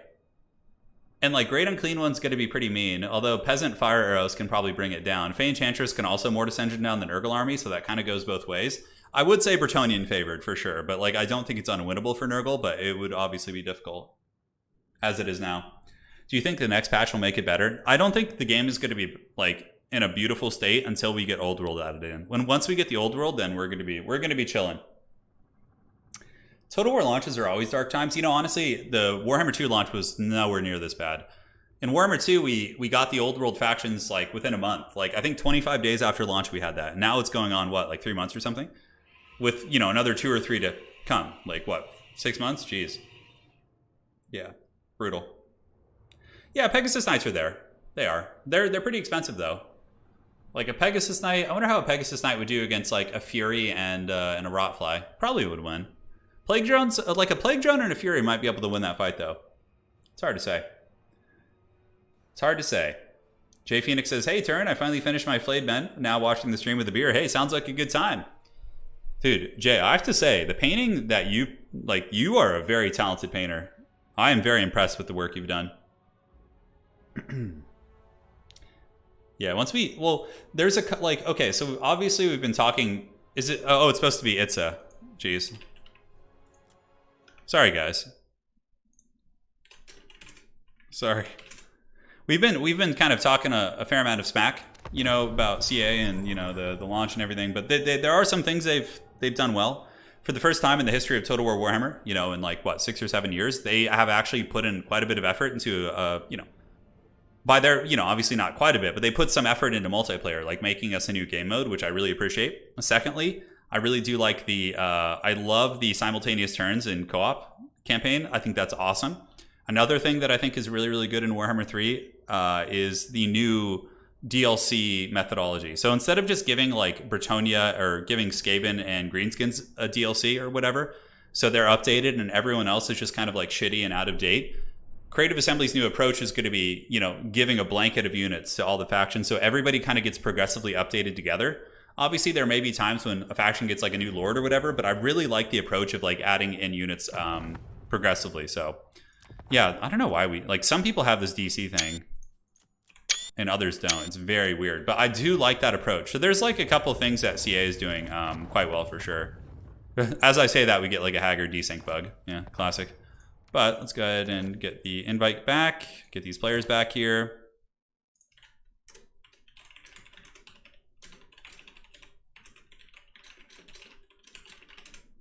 All right, cool. So the players will be back, and then we'll get this started in just a second. Cool. Inticity's back in. It's-a me. It's-a. All right, so we're on Itza now. Any chance for a Warhammer 2 tournament? Thomas, I might do that. I'm thinking about having a Warhammer 2 tournament, more like an invitational, because I don't feel like dealing with rules lawyers and like people being dramatic about rules. So if I do a Warhammer 2 tournament, it would probably just be inviting some folks that, you know, to put on a show.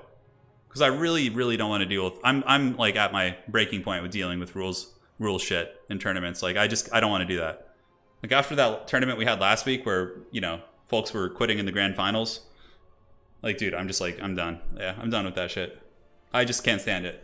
Like over my entire career of Warhammer 2, like there's so much behind the scenes that you guys don't see with like dealing with like, because in land battles with no capture points, there's a lot of gray area in terms of who's attacking, like all this kind of stuff, and it's just such an unholy nightmare to deal with, dude. It's so brutal because like both players often have a point, and then like I just have to make this like judgment call where someone's going to be unhappy, and it's just so unpleasant to deal with.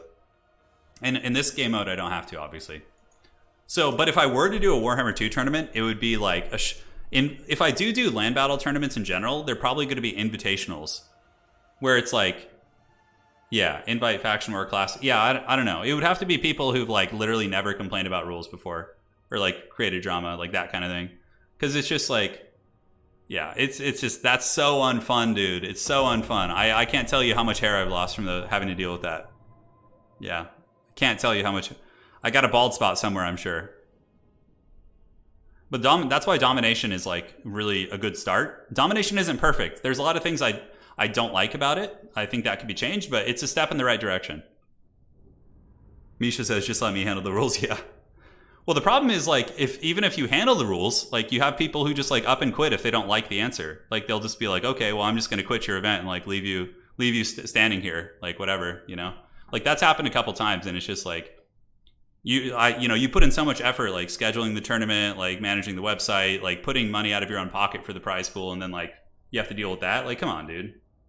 Yeah, come on. It's terrible. Anyways, enough ranting there. We are here.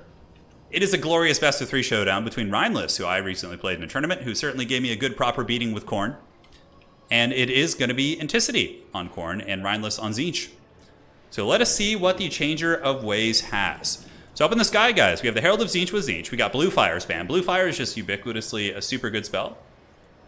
And they can basically just, you know, what you do is you just either snipe characters or you fly this bad boy like on the side of an infantry formation, and then you just blast down the line with it, and you can just get some huge value.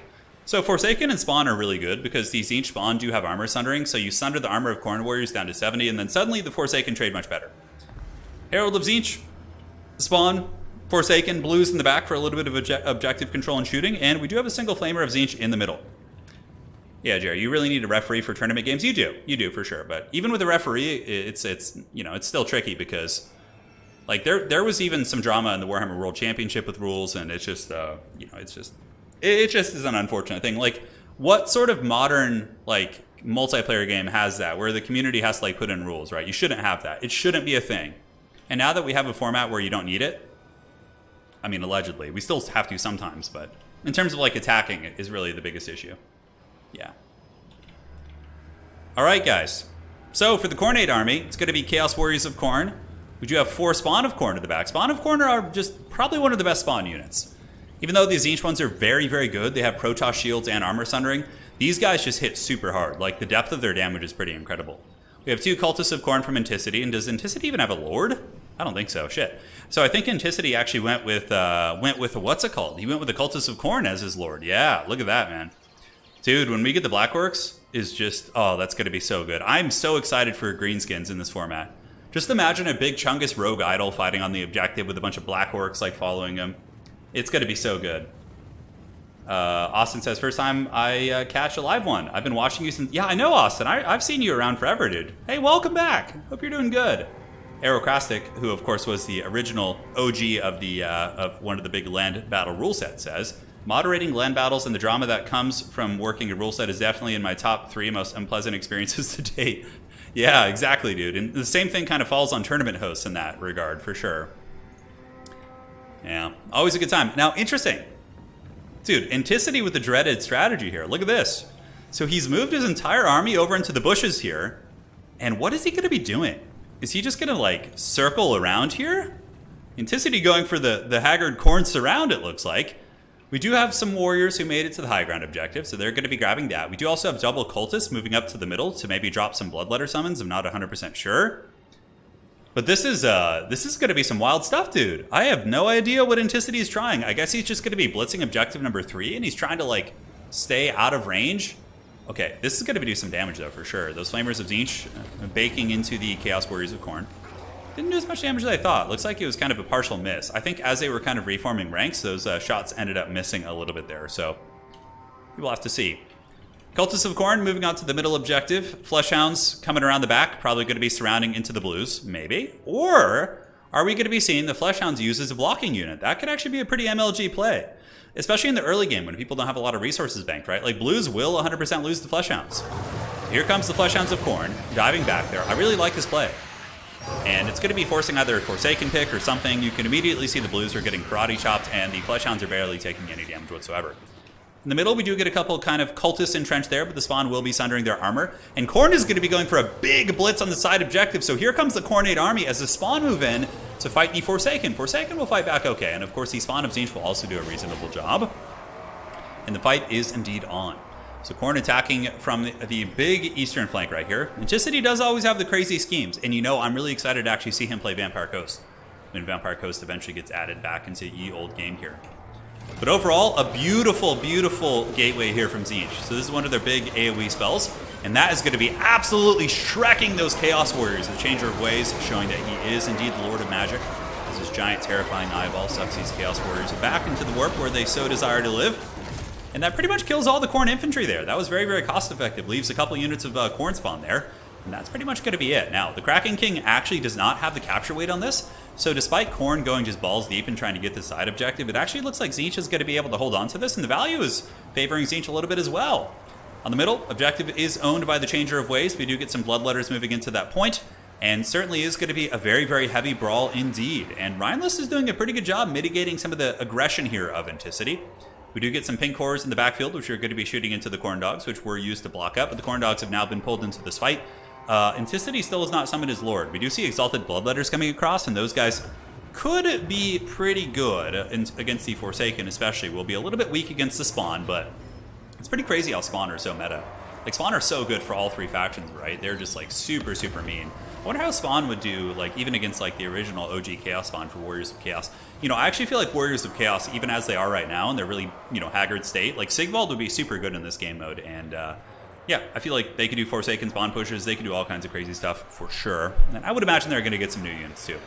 But looking at the objectives, 2 are owned by Khorne, so objective 1, or objective 2 and 3. So Khorne eventually was able to wrestle this objective, having the superior numbers. So Enticity finally was able to wrestle this. Another big AoE coming down here, right, though. It's going to be melting those Chaos Warriors. You can see the Chaos Warriors of Khorne getting absolutely flattened there. Rhineless is up in value, but somehow the Kraken King does manage to kind of wrestle the side objective, but he's taking quite a bit of firepower, of course. The pinks and blues getting consistent heavy DPS into the spawn of Khorne. Here we do see some old Fleshhounds coming up to try and support. And Exalted Bloodletter. So I think that Enticity is going to be here, most likely holding this objective, for sure. And over here, Halberds in the middle, trying to wrestle this one. Tzeentch does have this one under control. And are they going to be trying for the top objective? It looks like we do have some blues. They were kind of eyeing this route, but Chaos Warriors of Khorne are going to be super tough. And overall, it looks like Tzeentch is just going to really be committing to this fight. They're going to be committing to the fight here on objective number 3. They have some good shooting support coming in, unsummoning their beat-up Forsaken. Very, very good control. It's housekeeping is something that a lot of people really, really have to get used to for sure. It's kind of a weird thing for any of you Warhammer 2 veterans coming in, having to housekeep and send back injured units, but it actually is a really big variable, or else your reinforcements won't be there for you, right? Spawn of Khorne getting nuked by the shooting. Kraken King does have the stranglehold on 2 objectives, and it looks like the middle objective is going to be taken by Enticity as well. And despite, Rhineless having a slight value lead, the Khornate army is obviously a little bit more aggressive, so it's able to kind of get these points, and that's going to be another beautiful AoE going down. Those Khorne Warriors are going to get wrecked so bad. Really, really nice right there. And that one does kind of suck them in as well, so the big, gateway into hell from Tzeentch here, pretty much going to just one-shot every single unit it hits. And yeah, these units just get blasted. It's a pretty expensive spell. I think it costs like over 10 wins of magic there. But yeah, great stuff. Kind of like Pit of Shades. And although it's better, the radius of that spell is very, very good. It's very, very good. I think the best faction in domination mode is going to be Vampire Counts. I feel like Vampire Counts are going to be really, really scary for sure. Exalted Bloodletters, just doing their thing, man. Enticity actually evening out the value. The value is pretty much dead even at this point. Enticity does have the triple cap here, truly showing his mastery over Khorne with his dreaded big flank around the side here, where he was able to push in. Up on the high ground here, we do get the Chaos Warriors moving across, going after the blues. And look at the blues. I love this from Rhineless. And this is a great play. If somebody's defending an objective with a very expensive infantry like these Chaos Warriors, you just get 2 shitty infantry units and move onto either point, and then when they chase one, you just like run. I know, I'm just like drawing shit everywhere. But basically, you can snake the objective from these Chaos Warriors with very good control. Granted, Enticity will probably just summon some Fleshhounds and should be able to mitigate that, for sure. Should be able to mitigate that. Objective 3, solidly owned by Khorne. The Exalted Bloodletters doing excellent work, as are the Chaos Warriors and the Flesh Doggies. Able to chew through some of these pinks and blues right here. And now the value is looking dead even, man. The fighting has been very, very tight this game. Very, very tight. But overall, I think Kraken King has enough of a points lead, enough battlefield positioning that's going to be very, very tough. And yeah, look at this. He managed to get a Cultist up here, and Cultists actually have reasonably good capture weight. Foot-based SEMs have really, really good capture weight. So he's going to be able to hold that one and fight off these guys all day. Well, the Chaos Warriors are eventually going to get you. X is going to give it to you. Chaos Warriors with their, I believe, silver shields going to march out, and these blues are going to be sent back to the warp from whence they came. Mortals showing them who's boss. Yeah, Demon's not going to have a good time at all. Silver shields mitigating 55% of the damage, if I'm not mistaken. I think it's 55, right? Let's go and check. Yeah, so those blues not going to have a good time. That is for sure. Now in the middle, looks like there was a semblance of Tzeentch getting a little bit of a cap right here. But the value differential is probably going to start favoring Khorne a little bit more as we do start to see the Tzeentch army have to make more and more desperate plays to get these objectives. We do have a very healthy unit of Forsaken over here, but Exalted Bloodletters even at half health. And these guys, only 26 kills, so they don't have their Hellblade right now. Hellblade is going to be very strong. Once they get this dude, they are going to be able to, for sure, buzzsaw even harder. 20% more damage, putting them up over 50, but yeah, look at the Forsaken getting beaten down, and the Exalted Bloodletters will for sure win this trade. For sure. Tomb Kings might be a bit of a hidden gem. I actually just recorded a video, which the great Misha is currently editing for me, which is my predictions of how each faction will play in domination mode, what their ranking will be. So I essentially give like an A tier and S tier to all these factions. So I did it for all 15 factions. So that video will be coming out relatively soon. Just got to double check on the video, make sure it is all good to go. This is going to be GG, though. I don't see any way for Tzeentch to get back in this one. Value is obviously close, but Enticity has taken over, and Khorne is going to be emerging victorious with their giant flank there. So, yeah, great match. Really good usage of the Lord here. This little guy is a beast, dude. 2,000 value. But overall, yeah, Khorne just was more, like, consistent putting damage out. And when they summoned in the dreaded 69 Exalted Bloodletter, that's what she said, They really started to kind of take over the game with those guys. And yeah, the Herald was just kind of sitting in reserve. So neat stuff for sure. That is going to be game 1, going to the Kraken King. And now we go to game 2, which is going to be Death Pass. So let's go ahead and head on over to our old pick and ban system. Once again, thank you all for joining. Kraken King looking to take over the #1 spot on the Total War Warhammer leaderboard. We will see if he can today, because if he does win, he will have the most tournament wins. And guys, I'm going to go grab some water real quick, so give me a quick minute, and then we'll be back and we'll be doing our thing. We will be doing our thing.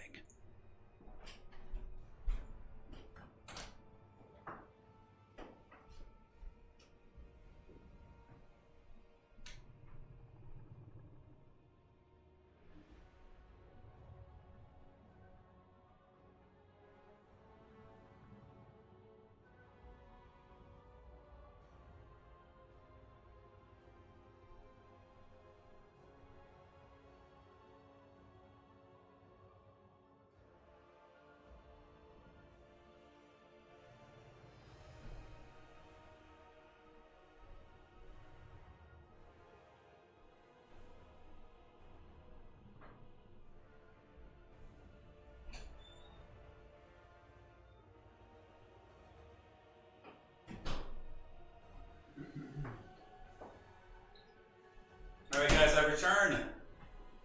We are back. Yeah, I would say Domination is pretty good for infantry for sure. It's very, very strong. Okay, so Enticity is going to be going Nurgle and Tzeentch. So let's go ahead and get the picks and bans interface pulled up here. So he is going to be going for Chungus and Tzeentch for his 2 factions. And the map is going to be Death Pass. And now we will see what Rhineless is going to be picking in response. So it looks like he's going to be going Kislev. So we do have a Kislev pick here. I feel like Kislev is reasonable against both these factions. Obviously, the War Sleds, even though they have heavy restrictions, you can still have 2 of them, which are super, super impactful. It's not as oppressive as the days when you would have like 5 or 6 of them. That was really gross. That was really, really gross. You know, Night's Wish, actually, we had a Slaanesh game in the previous round. Did we have 2? I think we might have had 2 Slaanesh games maybe in the previous round. So they've been played quite a bit for sure. Yeah, he did well. Oh yeah, Enticity he's really good at learning. Like a lot of the Warhammer 2 players didn't really adapt to Domination as well, or maybe they just didn't put in the time. But he certainly did. He has evolved, and he's been able to keep up with all these up and coming Domination champs. So he's been doing very, very well. That is for sure. Oh man, yeah, vampire counts are going to be crazy. Blood Knights for gooning side objectives, like so hard to remove. Like flying vampire lords dropping zombie summons, dude. They are just going to be crazy. Vampire counts are going to be nuts. Yeah, but Slaanesh was all about excess, so we needed every match. Okay, Zach, that's fair play. I see where you're coming from. Yeah, Night Switch, if you go back, we had them in the best of 3, yeah. Maybe it was just 1 game. I don't recall. So, it's going to be Nurgle. Okay, very cool. So big Nurgle's coming in, baby. And Enticity was one of the first players to start, you know, shouting out how good Nurgle was after some of the changes. But not just the changes, it's also people just kind of learning. Because yeah, they got some minor buffs, like speed updates, but really Nurgle was like always had that potential, I think. But just, you know, people kind of hadn't experimented with it to the fullest extent. So this is our matchup. It's going to be Nurgle versus Kislev in game 2. If Enticity does manage to win this, he'll be going on to the grand finals. And here we are in the tournament. So, game 2, my friends. Let's have some fun. Very good. So yeah, I played this matchup against Enticity recently. I think when Nurgle first got buffed, I think we played this one. I can't remember if we did. But yeah, Nurgle can definitely win this matchup. But so too can Kislev. It's a winnable matchup. The sleds are still incredibly cost effective. And, you know, Kislev's shooting is actually not bad here. Like, the Kossars can do some good work. They can do some work for sure. Chase says, I haven't played this game. I'm an AoE player. Just curious if I'd like it. It's pretty fun. Yeah, it's a fun game. It's not in its best state though, Chase. And, you know, honestly, if you're going to be getting into this game, I would probably wait like until what's called the Immortal Empires comes out, which is going to be adding in the original factions. Because right now it's a little bit bare bones. I would for sure wait, Chase, to like invest your time. Because you don't want to get that bad first impression. Age of Empires, of course, has been a blast lately. I've been having so much fun. We had that like crazy FFA tournament the other day. That shit was wild. That was wild as hell. Jade Vampires, ooh, that'd be really cool. Alright guys, so the players are ready. We're going to be loading in. It is Nurgle versus Kislev. Kraken King representing Clan ODM versus Rhineless. And so it begins. The Elemental Bear, okay, this is kind of gangster. Look at this, man. Rhineless coming in with triple Ice Guard. So Rhineless does indeed have triple Ice Guard here. They are good to go. Let us see how this works out. I want to see a domination tournament with only noobs. So here's the thing. I'm actually planning on having a Age of Empires tournament sometime in the next few weeks where it's going to be only noobs. So in order to enter the tournament, you have to have like below a certain, like a really low ELO. Like really low. So it's going to be like the Champions of Bronze League type thing. I don't know. We're going to think of a name for it, but I'm very, very excited to see that. I'm very excited. All right, guys. Here we are, game 2 in this best of 3 showdown. Currently, Enticity is up 1-0, but he has now picked his way into a Nurgle versus Kislev matchup. And he's going to be having a Herald of Nurgle, most likely with the Stream of Corruption, which is super good. It's probably one of the best spells in the entire game. It's just very cheap, has 100% armor piercing value, and just does a ton of damage. And also he does have healing. Now it's going to be Plague Bearers and Cultists, obviously very, very standard, with some of them actually being the Exalted Plague Bearers with their Holy Hand Grenades. These guys can do an excellent amount of work at, bombing chariots and elemental bears and all sorts of good stuff like that. So, looking on the other side, we do have a glorious Legion of Kislev, which is going to be led by Rhineless. And he does have the Ice Witch, backed up by a million Kossars, almost looking like a Warhammer 2 land battle right here with a big 20 stack. But my favorite thing about this build so far is the Ice Guard with Glaives. Now, he does have 3 of these. I'm a little bit suspicious of the Glaives. Like, I'm trying to think of their applications against Nurgle. I guess they're quite good against Toads and Spawn, so maybe that's why he's bringing these. Granted, the Sword variant, I think, is exponentially better in this matchup because they can kill Nurglings and Plague Bearers, and also are pretty good against Furies, because Furies are infantry-sized. So I feel like that is a little bit of a stronger play. We'll have to see. So, going to be getting a nice spot. Obviously, on this map, you do have the potential for a nice little concave, so they can, like, position like this. And they can't really be flanked super easily up here, like up here in this position, right? So they can, force Nurgle into a bit of a tough fight. Now, what Nurgle will often do, or these melee-based factions, is they just kind of overload this. So they use all the terrain in the forest here, and they move on over to objective number 3 to try and take that. But Kislev is going to be holding here. Where's the Ice Witch? What spells? Heart of Winter is going to be the main spell, and I believe that's the Snowflake Pendant, which does help with miscast. So you pop this, then you can overcast whatever, and it also gives you a ton of power recharge, which is pretty good. So Nurgle going to be sending some Forsaken over here. I would like to see maybe some sleds from Kislev. I think sleds could be very disruptive in the backfield, and obviously Nurgle isn't going to be super good at moving over and like responding to this type of threat, so I think that could be something. Romulan says, dang, I'm Silver. We'll probably allow Silver players to play as well. Like Silver, and there's not that much discrepancy between like Bronze players and Silver players, I don't think so. I think we could totally do that for the Age of Empires tournament. Really nice corruption there coming in. Enticity using the Herald of Nurgle, dropping some shots there on the Kossars with spears. And yeah, the Herald's just going to be kind of flying around and cackling right there. And what did he hit? He actually hit the Kossars. So pretty lucky for Rhineless that Enticity maybe didn't notice that there's some Ice Guard back here. So he just kind of got that freebie right there and did his thing. Plague Bears are not large. No, they're infantry sized. So if you look at Plague Bears, you can always look at the size of a unit by basically looking at their entity size. So you can mouse over this and it'll say small. Large is only like mounted characters and monsters infantry like Kroxigors and Chaos Spawn and all that sort of good stuff. So that is a very, very different thing.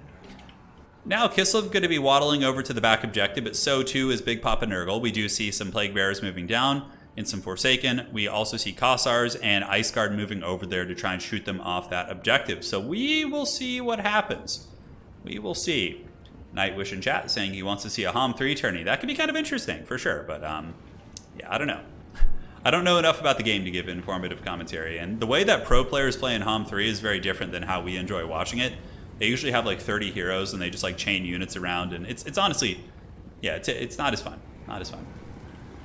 Quality backhanded compliment. Silver is newbie enough to participate. Yeah, for sure. I would say Silver is fine. Silver is fine indeed. So the Forsaken moving up, looking to push on the Kossars with spears. And the Kossars with spears will get massacred pretty badly, but it looks like the Kislevites, when the Winged Lancers arrive, here they come, Lance's couch, baby. Going to be plowing through some demons, getting a nice little charge right there. Obviously won't do crazy damage against the armor, but still, the Forsaken take a little bit of a hammering, and the Winged Lancers should be able to get back. So, pretty big investment over here from Kislev. Going to be sending some Kossovite dervishes into the Plague Bears to try and mitigate their effectiveness, keep them from getting on top of the archers. Nice Stream of Corruption right there. Brutal spell, man. Does so much work against those elite Kossars. I think the Winged Lancers probably need to pull back at this point, maybe get up and around, and then loop up to objective number 3, get around the backside, as the middle is going to be firmly owned by Kislev. I don't think Nurgle wants any piece of this. Nurgle is probably just going to be trying to wrestle the back objective right now. Yeah, you see a Beast of Nurgle coming. Some Spawn looked like they were coming, but they've kind of changed their mind here. And now the Forsaken are broken, despite Locus of Fecundity trying to save them, so they are going to be running. Up in the sky, the Herald of Nurgle getting shot by some of the Ice Guard with Glaives. Now, the forces of Kislev need to finish off these Plague Bearers here, and I would imagine that the Zargard and the Winged Lancer should be able to do it. Big cap charge coming in. Lancers are out, baby. Here they go. See, this is what I want to see from Kislev. I want to see just epic cavalry charges with these Lancers and Griffin Legion, more so than seeing like the spam of the sleds, right? Nurgle's going to have to pull the trigger on the middle eventually, and it looks like they're going to. We do see the big push. So what's going to happen is the double cultists are going to move up, and they're going to drop summons in the back. So we're going to see this, and then both of them are going to be dropping a summon right here, and probably one like right over here, which will shut down potentially these archers. It's very, very obnoxious to deal with. Stream of Corruption once again does a little bit of damage. That one wasn't too devastating, doesn't even kill a model. Ooh, a Heart of Winter going out preemptively. I kind of like that. Like, it's not going to do a crazy amount of damage, but yeah, he pins them in with Winged Lancers. See, that was actually a really good play by Rhineless. It hits the Exalted Plague Bearers, and it kind of like traps up the spawn of Nurgle. He also uses a Snow Leopard to kind of block up the Cultists of Nurgle from getting the summons off. And you can see the summon looks like it might have been canceled, and yeah, now he's going to be resummoning a little bit closer since he wasn't able to get back there. That was actually a really, really good opening sequence there by Rhineless. Granted, I think the Heart of Winter maybe should have been saved. Backed objective is going to be taken by Kislev 100%. We do have some Winged Lancers and Zargard who are going to be wrestling that from the Forsaken. So now the big important battle is going to be in the middle. And obviously Nurgle's going to be blowing its payload right now by summoning all these cultists and whatnot. But yeah, once the cultists finish off with the Plague Bearers and you don't see them anymore, like I think that's when Kislev can take over for sure, because when they're active it is actually very, very disruptive for sure. But Plague Bearers like going crazy DPS. Kossars in the back, still doing their thing. Really, really nasty overcasted Stream of Corruption right there, but look at the Ice Guard Glaives, man. They're melting all the Nurgle spawn. The Nurgle spawn are getting absolutely wrecked. And currently, if you look at the value differential, it's 8,000 to about 55, which is more like 8,000 to like 6.5, considering Nurgle's healing, but still is certainly a lead here for the forces of Kislev. Somebody in chat, Zach, asking, do you think Bretonnia will be viable in Domination? I think they'll be amazing. They have Mortis engines, they have really good cav, they have cheap infantry to spam on objectives, including some high leadership ones with the Grail Relic. I think Bretonnia is going to be great. Now, back to the action spawn of Nurgle here, charging into the Kossars of Spears. Kossars of Spears, pretty much a hard counter against spawn. The Spears are going to be able to shank them down in melee. You can also see the Ice Guard coming from across are able to really, really melt those units. Now, Nurgle probably going to get the objective, though, and it looks like they have. They have a ton of infantry, but Kislev is getting a lot of killing power going. Stream of Corruption once again tickling some serious pickles here, going through all these different units. Nasty work. Hey, Micro, thank you for the donation. Holy shit. Thanks for all your casts. I hope everyone in chat is having as good of a time as you do. Thank you. I really do appreciate that, my friend. And we'll certainly do our best in your honor. Now, in the middle, a little bit of a risky one. We do have the Ice Switch. Ice Switch is getting gooned out by the Beast of Nurgle. So if Kislev were to lose its caster here, it's very easy to get your army trapped in a big blob of kind of Nurgle disgustingness. But currently, if we're looking at the value lead, I believe Nurgle does have a little bit of a lead. Kislev was able to kind of secure its backfield objective, but Enticity is being very annoying back here, trying to run those Forsaken around. We also have Plague Toads of Nurgle. Okay, so what's going to happen is the Plague Toads are going to come to a rear assault, and the Forsaken will push from the front. And they might be able to get those Zargard, but I think Zargard will actually 2v1 that fight. It's a little bit hard to say. Kislev really needs to focus on getting this objective. Fighting in the middle, getting that missile concave going, and you know they are doing great damage. Currently, Rhineless is up by quite a bit of value. But again, Nurgle's healing is a big variable. Plague Bearers take a long, long time to do work, and we'll see if another Heart of Winter is coming down. This could actually be a beautiful Heart of Winter spot. Like right here would be such a good Heart of Winter, because that would just grab like all this and just do a ton of damage. It would be incredibly strong. More Plague Bears are in. The summons are now gone, so what you see is what you got from old Nurgle. The old cultists have done their business. We get Plague Toads moving in, and I guess, I'm kind of eating my words about the Halberds a little bit, because obviously the Ice Guard with Glaives are going to just destroy these Toads. The Toads are going to get absolutely massacred. These ladies have anti-large. Their shooting is obviously quite good, but Spawn are also piling in. But Ice Guard, will be good against both these units. They'll be good against the Spawn. They'll be good against the Plague Toads, man. I feel like there's a lot of good stuff for sure. A lot of good stuff going for those Ice Guard back there. Now, value differential, 13.3 to 9.8. If this was a land battle, obviously the forces of Kislev would be in a very, very cozy position. Back objective is actually being snaked a little bit. You can see the Plague Toads being very annoying, but it looks like overall the forces of Kislev are going to be securing that. As we do see some Cathay dervishes going to chase down those Plague Toads over there. Should actually be able to defeat them reasonably well.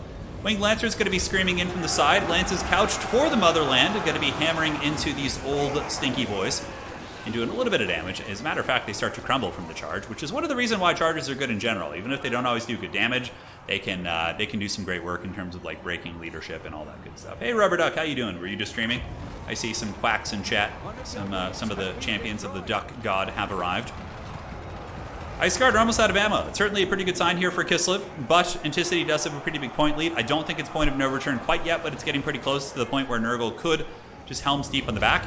Are we seeing any inflection of pressuring the back objective? Not really. It's just going to be Kislev continuing to try and hammer Nurgle off the middle and playing that Goon Squad fight. So they do have the double Snow Leopard, one of which was a summon from the Ice Witches, but this Ice Witch is actually unbreakable right now. Snow Leopard's going after the Beast of Nurgle, but look at all the mass being thrown in here, man. Just Plague Toads and Spawn.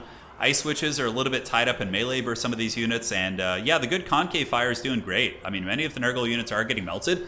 I almost think that Kislev should like save up like enough for 2 infantry units and go for the back objective, which they're doing right now. Good. So we do see some Kossars moving over to pressure this, although I think those are Forsaken. Yeah, Forsaken are going to be a little bit of a problem. Although I think a Dervish and a Kossar probably could beat a Forsaken unit with really, really good control. We'll have to see, because it's getting to the point where now it has to be a triple cap. Like, if the forces of Kislev don't triple cap Nurgle here, like, it's going to be game blouses. And why have we not seen another Heart of Winter? I feel like we only saw one this game. And the Ice Witch actually gets a little bit trapped. She's getting the dreaded sandwich here with all of these Chaos Spawn and different units. So she's going to have to flee the scene as the Winged Lancers, who have that really cool scheme. I love the kind of the purple hue of their lances here, but she's going to get karate chopped. 171 HP. Kraken King certainly knows how to go for the kill, and he is going to be trying his best to finish that off while we do get some charges back here. So Cathay Dervish is moving, and the rest are going to be going to the middle. So these guys are really important back here. This is huge, because it looks like Kislev might have an opportunity of getting the middle objective here. They have some infantry pushing up, and the Nurgle forces are getting very, very worn down across the battlefield. The value lead isn't that big, though. Like, Nurgle's only down by about 2,800, which is more like 1,500 after the healing factored in. Here we do have the Cathay Dervishes getting ready to try and steal this objective, but they're really, really rapidly running out of time, and they need to get that middle objective, like 100%.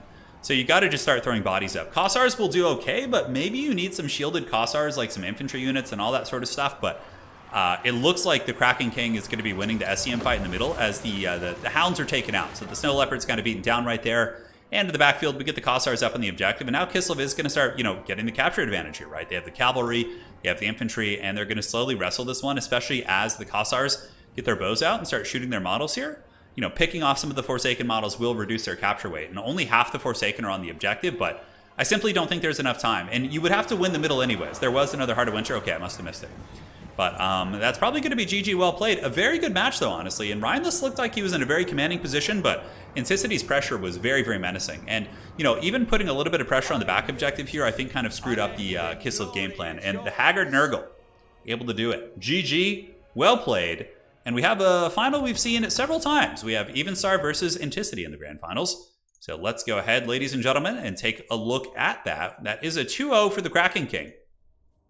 And now we head on over to the Grand Finals. Pretty cool. The Ice Guard actually seemed pretty good. I liked them that game. They were pretty rad. They were pretty rad indeed, my friends. So let's see what the folks are going to be doing. We'll get Evenstar in the lobby. GG to Rhineless. GG, well played. And now let us go ahead and grab Evenstar, so we'll get an invite for the lobby. And we need to clear some space here. So there we go. Get Evenstar in here and find him. It is the Duel of Fates. Let us see who will win this day. I believe we've had this matchup before. We'll actually check on the tavern and see if these players... I'm pretty sure we've had these players like fight in the finals before. Like, I'm pretty sure it's happened on multiple occasions. Okay, so that's going to be Evenstar. Reset scores, and we're all set. Good, Anakin, good. Okay, just giving the maps for the finals. We can do the...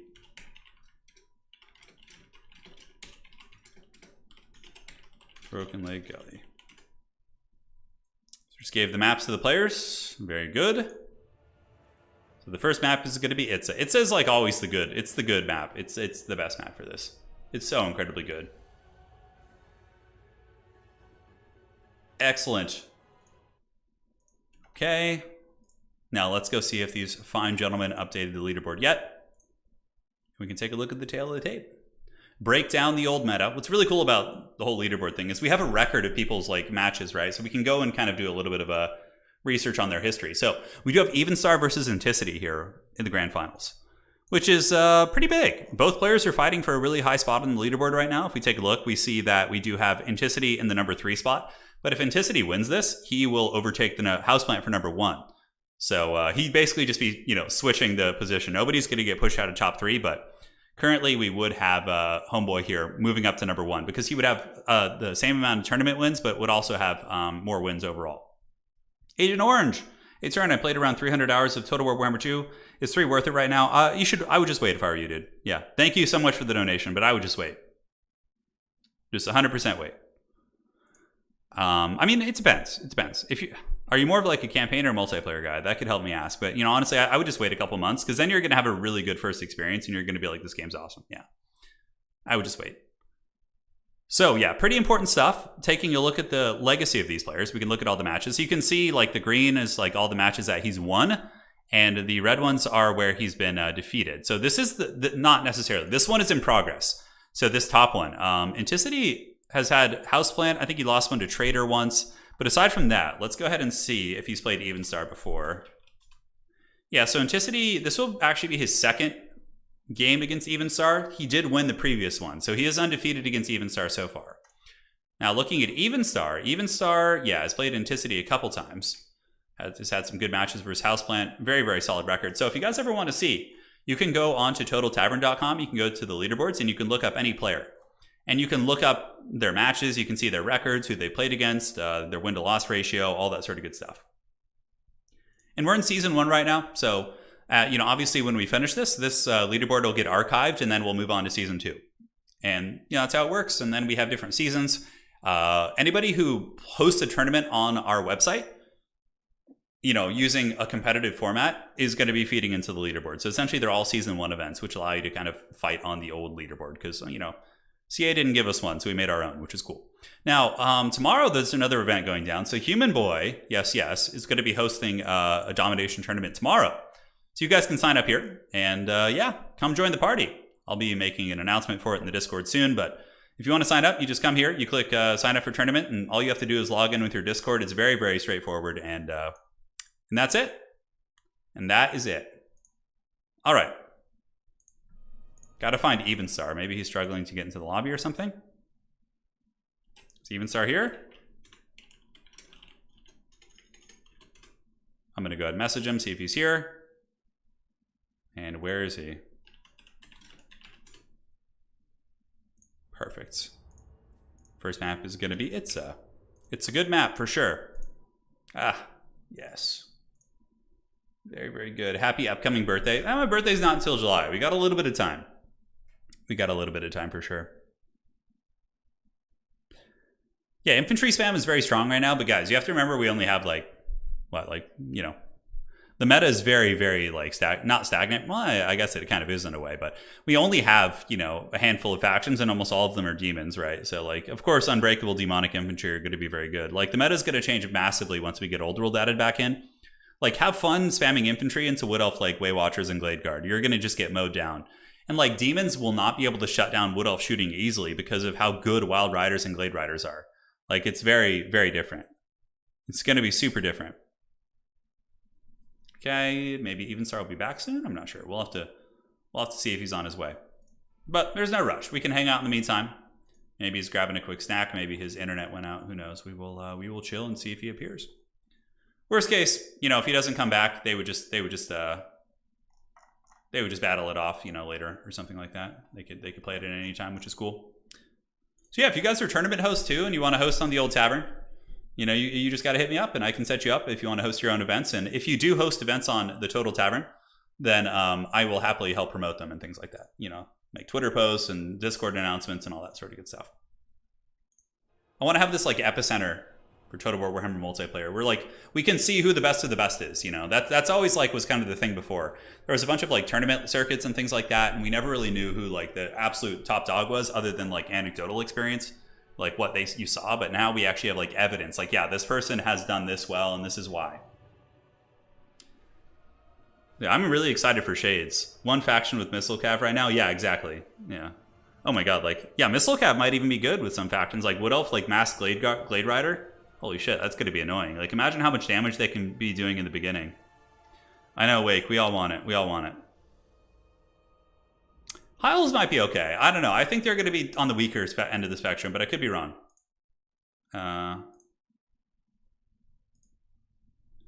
So pause that.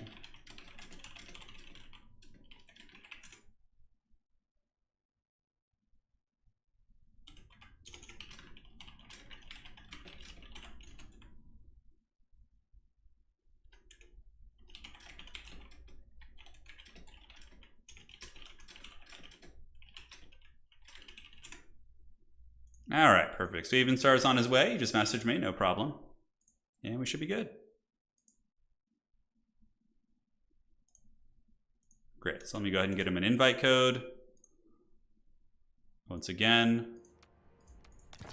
And he should be good. Where's the tournament chat? Come on, brain, you can figure it out. I'm in my own Discord. I often get lost. I'm just like, how the hell do I find the proper section?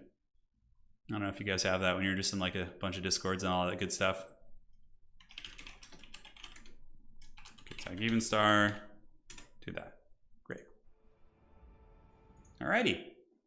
So, Kyle says, do you think we will get the rest of the factions by midsummer? I think it'll be by... I think that Creative Assembly will probably give content people, like YouTubers and shit, they'll give us some sort of an early access in July, I would wager. And then I would imagine the beta will launch either end of July or early August. That would be my guess. So hopefully the action will be good. Chris O'Brien says, I went to a Warhammer tournament last month and saw a player wearing a Welcome to Estalia shirt. Well, wearing your... Oh, did you really? No shit, dude. Oh, that's so good. That's so good, man. I love it. Yeah. No way. Where was this, Chris? That's really cool. Yeah, that... I don't think we have that one up on the website anymore, but yeah, that was a really cool one that Lady Turin drew. She's done so much cool art over the years. What does Nurgle even do against that? Well, you know, it's fine that with 23 playable factions in multiplayer, there's going to be some bad matchups, which is fine. You know, it's part of the spice. Okay, so Evenstar is back, so we can go ahead and get the picks and bans ready and all that sort of good stuff. And it is going to be Enticity. I believe he's on the bottom. Let me go and double check. Nope, he's on the top of the bracket there. Enticity versus Evenstar. It is 0-0, ladies and gentlemen. We got a new series on our hands.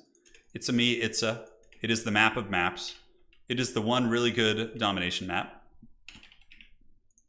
The spawn points are kind of crappy on it, though. Definitely needs to have a little bit more spawn width. Because, like, some factions really get punished by only being able to kind of spawn from that one spot. It's really easy to kind of just pin you in your spawn zone. Like, Vampire Count's dropping summons there is going to be really, really ridiculous. Hey, Chris, thank you again for the donation, man. Greatly appreciate that. All right, so what are the picks and bans going to be? Show us your tricks.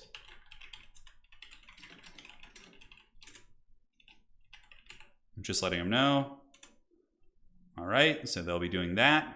And as soon as they start on the picks and bans, we'll be good. This is a Massachusetts, right on, man. Dude, yeah, that would have been cool to see a picture. Turin needs a t-shirt that relates to his ability to always see a 6. Dude, I always see the blessed number. I always do. I don't know what it is, but it's just, it always magically appears. Okay? So for the Kraken King, for his picks and bans, he selected Kislev and Ogres, I think? Let's go ahead and see. Yeah, Nurgle and Kislev. Okay. Where's 2 picks? Nurgle and Kislev. And then his opponent, in response to that, I believe has picked Ogre Kingdoms. Perfect. So we have Ogre Kingdoms from Evenstar. The Chunguses arrive. And the final pick for Enticity is going to be Nurgle, actually, which Nurgle is actually pretty decent against Ogres. Now the Gorgers don't just like kill your whole army, like Nurgle can actually fight you. It's not like a, it's a tricky one. I can't wait to bring Dwarven gyrocopters and just land them and fire at ground level. Yeah, you could actually do that. You could land Dwarven gyrocopters and have them be like tanks, basically. Yeah, that's so cool, actually. Hey, Chris O'Brien, by the way, what did you play at the Warhammer tournament? I'm going to be most likely playing at a GT next weekend. So Warhammer GTs are 2-day tournaments. There's one next weekend, which is Saturday and Sunday, and I'm probably going to take my Death Guard and play, which I'm very excited for. Even though I'll probably get smoked because Death Guard aren't the best right now. They're better with the Armor of Contemptual, but yeah, I'm gonna maybe go play in a GT on the 14th and 15th. So pretty hyped for that. Jay Phoenix says, I played Warhammer 2 Quick Battles yesterday and spent 10 minutes cycle charging Sigvald with an Eagle Mage whilst he fought Phoenix Guard. People forget Warhammer 2's Dark Ages as well, yeah. Yeah, there was certainly some janky shit in Warhammer 2, and like, yeah. Warhammer 2 land battles look all sunshine and rainbows when tournaments are there and the rules and everyone's playing nicely, but when like people get cutthroat and start draw kiting you or like barely obeying the attacking rules and abusing every mechanic, it's like you're going to be... Certainly appreciate domination. Okay, could I actually bring any 69 models left turn 2018, 2019, 21, 20? Yeah, every year. Every year, man. Nurgle versus Ogres. Yeah, I mean, Plague Bearers are really good here. They out-trade Bulls, and they're very tough to remove. Ogres, probably going to go with a fair amount of shooting. I think you go triple Lead Belcher. Maybe even an Iron Blaster. Like, they're still decent against Nurgle, for sure. I've always wondered what Anticity's avatar is. It looks like, I think he said it was for a D&D campaign. It's like a caricature of him. But it looks like he's wearing like a leaf as a hat. It's hard to say. Chris says, it was actually a Kings of War tournament. Oh, okay, very cool, very cool. Yeah, I've heard of that game. But with players using their old fantasy models. Oh, that's pretty rad. That's really cool, man. That is pretty fun indeed. Can't wait to have armor-piercing E-gyrocopters that land. Yeah. Armor-piercing Cav, Slaanesh. Dwarves versus Slaanesh is going to be an interesting matchup. I feel like Dwarves will be not bad in domination mode. I don't think they're going to be the worst. I think Dwarves will be better than Cathay because their infantry aren't, punks. They can actually fight. And also they have Slayers. So they have like some other tools. A Firebelly's okay. Lore Fire isn't that good. Lore Fire was super good in Warhammer 2. But I still think the healing is just so valuable. I have a feeling Evenstar might go with double Stonehorn Hunter, which is a mistake. If you're playing against Nurgle, you need to have like shooting, I think. I don't think the Stonehorns will win you the game. They just they don't die, but they don't like get the objectives. You gotta go for a little bit more there. I thought Anticity's avatar was from RuneScape. No, I think it's like I think he mentioned that. We're talking about some Enticity lore right now. I think he mentioned that it was taken from what's it called? From a D&D campaign. I hope dwarves are really good, man. Yeah. Okay, so I do like the opening build from Evenstar. He's coming in with a Slaughtermaster, an Iron Blaster. The one thing I don't like, I'm not a huge fan of the Man-Eater pistols. They're good against spawn, but they don't do too well at clearing out like Plague Bears and things like that. And we do get a single Stonehorn Hunter, so he couldn't resist. He had to bring one. But I think like triple Lead Belcher and protecting them is actually super good against Nurgle. Like you can blast them off the battlefield pretty hard for sure. How do you think the big lizards will do in domination? I think lizardmen are going to be like A tier. Not like S tier, but I think they'll be really good. Like S tier I think belongs to like maybe the greenskins and the vampire counts. Greenskins are just so strong. I think the durable infantry, great killing power. Yeah, Lizardmen will be good, though. Like, Ark of Sotek is going to be really strong, because Ark of Sotek on objectives with the Snake Launcher is going to be great. Saurus are pretty sweet. They'll be good at snaking side objectives, too. I think there's going to be some great work. Try to get some Longbeards or Ironbreakers off objectives. It's not as hard as you think. I mean, like, good magic can still destroy them. But yeah, Ironbreakers on objectives are going to be pretty rad. Like, we see Chaos Warriors of Khorne, who are very tanky, like, get taken off objectives, so... It'll be kind of interesting to see how that goes. I think Empire is going to be a B tier faction. They're not going to be like easy to play and like have as straightforward of a mouth breathing strategy. Like this, guys, this is mouth breathing 101. Just like Plague Bearers with like a couple characters. This is like so easy to play and control. And like Empire is going to be exponentially more difficult for sure. But like there's not really many other ways to play Nurgle. This is just how you play them. And for the forces of the Ogres, we do have Man-Eater Pistol, Slaughtermaster, Iron Blaster, and a Stonehorn Hunter. So just a lot of good stuff. It's like a good stuff deck in Magic the Gathering. Up in the sky, we have a Herald of Nurgle, Plague Bears galore, Double Cultist, Enticity in his lair here, hiding in the bushes. The Stinky Boys are just kind of hanging out in the trees, the old demons of Nurgle. Looking nice and cozy. They have some Nurglings literally coming out of their butts here, which is pretty ridiculous. Have you guys ever noticed that? Like, the Nurglings actually pop out of their butts. And yeah, you see he like tries to swat it. Oh my god, these things are so foul. They're so foul, dude. It's funny because the Exalted Plague Bearers actually don't have that. Okay, so who will be the worst in Domination? Cathay doesn't count. Let's say High Elves. Yeah, High Elves probably. I don't know. Yeah, probably High Elves. I don't know. High Elves are just always the safe bet. When you think something's going to be bad, I think just saying High Elves is just always fair play.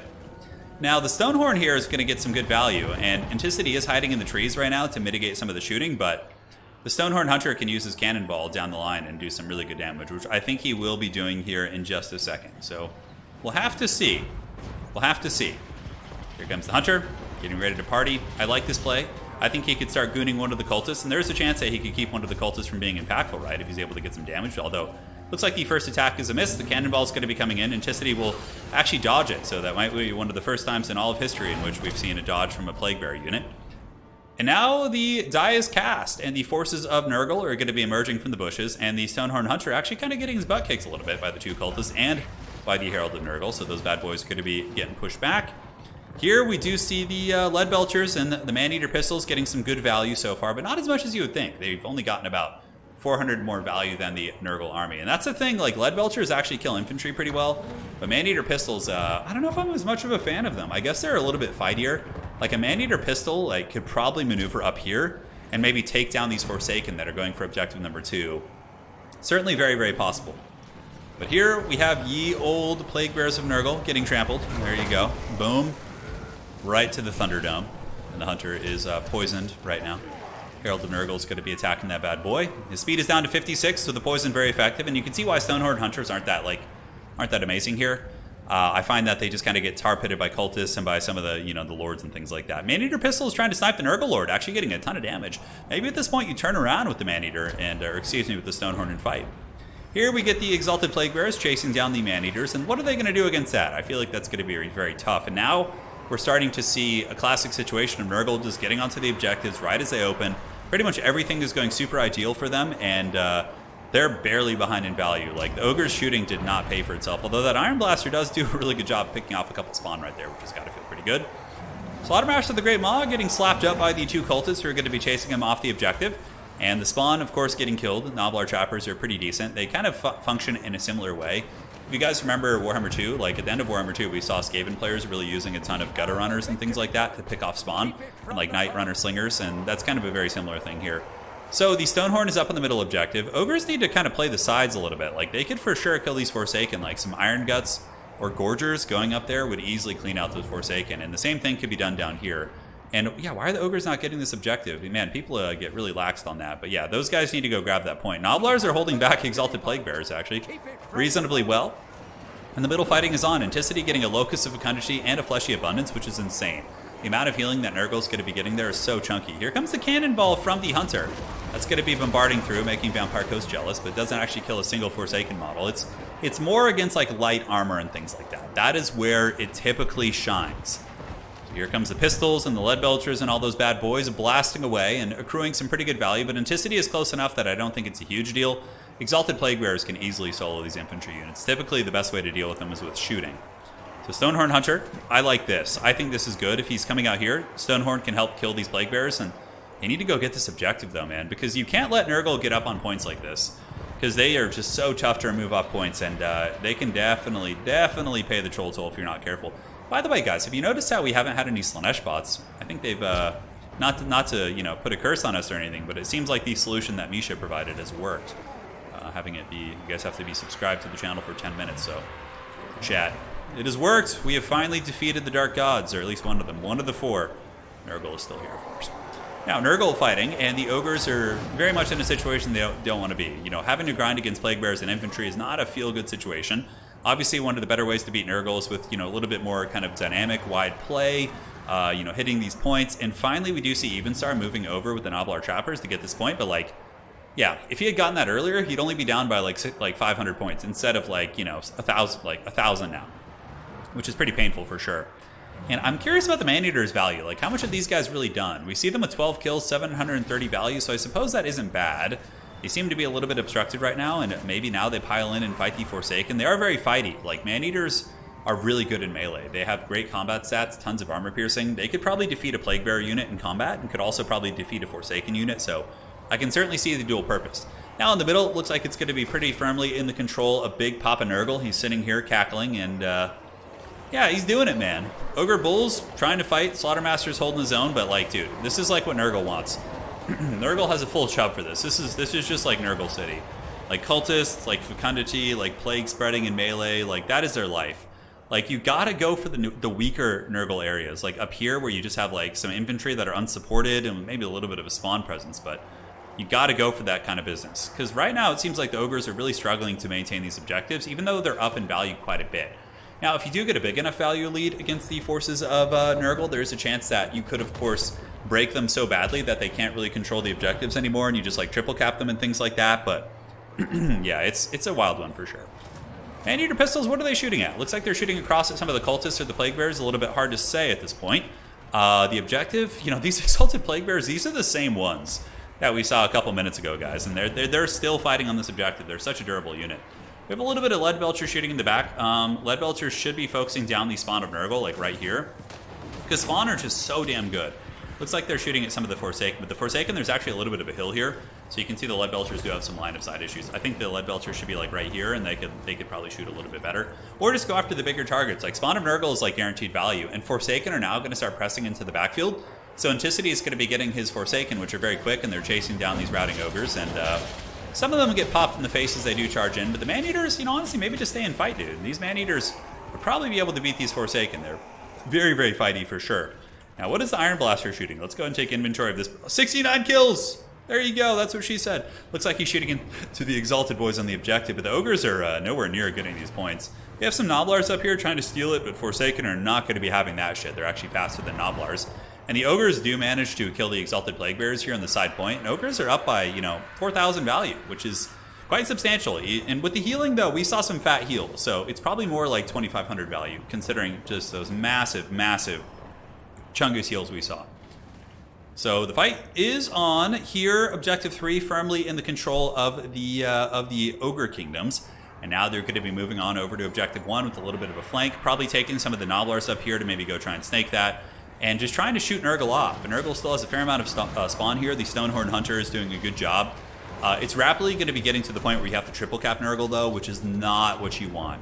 Nurgle's going to be able to probably just cackle and get up to objective number 2 and really cause quite a few problems right there. And yeah, man, Helm's Deeping Nurgle is not easy, especially if their healer is still alive. And the Herald of Nurgle is actually a deceivingly good fighter on the Rotfly. He's one of the best characters in the roster for sure. I mean, look at that. 45-52 poison, you know, physical resist, great armor piercing values. I think Rotflies are just so incredibly good. So incredibly good for sure. Toad's coming across, looking good. And, you know, Enticity really showing that he's got pretty good mastery over, you know, summoning the right units. So here we do see some Plague Toads moving, and they're waddling, these adorable little guys. Going to be trying to get over to Objective 3. And the little Goblins going to be intercepting them, but the Goblins certainly, despite having really cool hats, are not going to last long. You know, I do think these Toads are going to be feasting this day, although the Man-Eaters do get into combat with them. Man-Eaters will beat the brakes off these Plague Toads for sure. Plague Toads are bonus versus infantry, so when they're fighting against monstrous units, their melee attack is okay, you know, at 30, and they do also get the Cloud of Flies, I think, which makes them a little bit more resilient. But overall, Man-Eaters should be able to dominate them, especially with Noblar Trappers kind of supporting right here. Now, Ogres. Do they have any chance of getting in the middle objective? It looks like Kraken King is kind of cleaning up. He's got his Plague Toads chasing down all the Noblars, which is a great play. He's got Forsaken up here. Could perhaps unsummon these Forsaken here and here, and then resummon them, you know, shortly after. And Plague Bearers probably want to waddle up here to get on that point. But overall, it looks like the Kraken King is in a pretty commanding position, and the Ogre Kingdoms just don't seem to have the stopping power to get the Nurgle units off. I think, like the initial army, the Stonehorn Hunter just kind of feels a little bit awkward. I guess he's tanking like a champ. How much value does this big boy have right now? Okay, he's got 1,900 value. He's certainly doing pretty good, so maybe he is worth it. I really don't play. I play Nurgle a lot. Nurgle's one of my main factions because you know it's fun. I have a Nurgle tabletop army, not Nurgle demons, but I have a Death Guard, which I have some Nurglings and Plague Bears and things like that. But Slaughtermaster of the Great Maw here, gonna get taken out. Double Cultist giving him a nice proper beatdown. I don't think Butcher is anywhere near being ready. And the Herald of Nurgle is going to be coming back in as well. Here we see the Hunter actually getting pretty close to being broken. His leadership's actually steady. He was shaken there for a second and stirred. And Ogres are really just kind of struggling to hold on to their side point. They're like scrapping hard, sending Ogre Bulls over. I would actually like to see people starting to use Iron Guts. Like I feel like Iron Guts would be really good against like all these Nurgle units. Like looking at Plague Bears, terrible armor piercing. Forsaken, terrible armor piercing. Plague Toads, terrible armor piercing. Like literally the only thing that has good AP like is the Herald itself. I think like Iron Gut based builds could be really good. Like sending a single Iron Gut up here would just destroy those Forsaken and probably steal the point, right? So I think that could be really cool. And it's funny, right as I say that, I look into chat and I see Jav articulating the same thing. Objective 3, taken by the Ogres. They've been able to hold on to that for sure, but like they're gonna have to triple cap real quick here. Ogres, it's not like they've been... Whoa, what is going on with Evenstar supplies, dude? Evenstar is banking 2,500 supplies. Now, that can often be a sign that you're not losing things, but they're just like slowly getting ground down. And this can be a problem if you don't do housekeeping well. Housekeeping? You need to send back your Ogre Bulls and damage units and resummon them when they're healthy, right? Because he was banking a lot of supplies right there. So maybe a little bit of a misplay, or maybe he wasn't doing housekeeping well enough.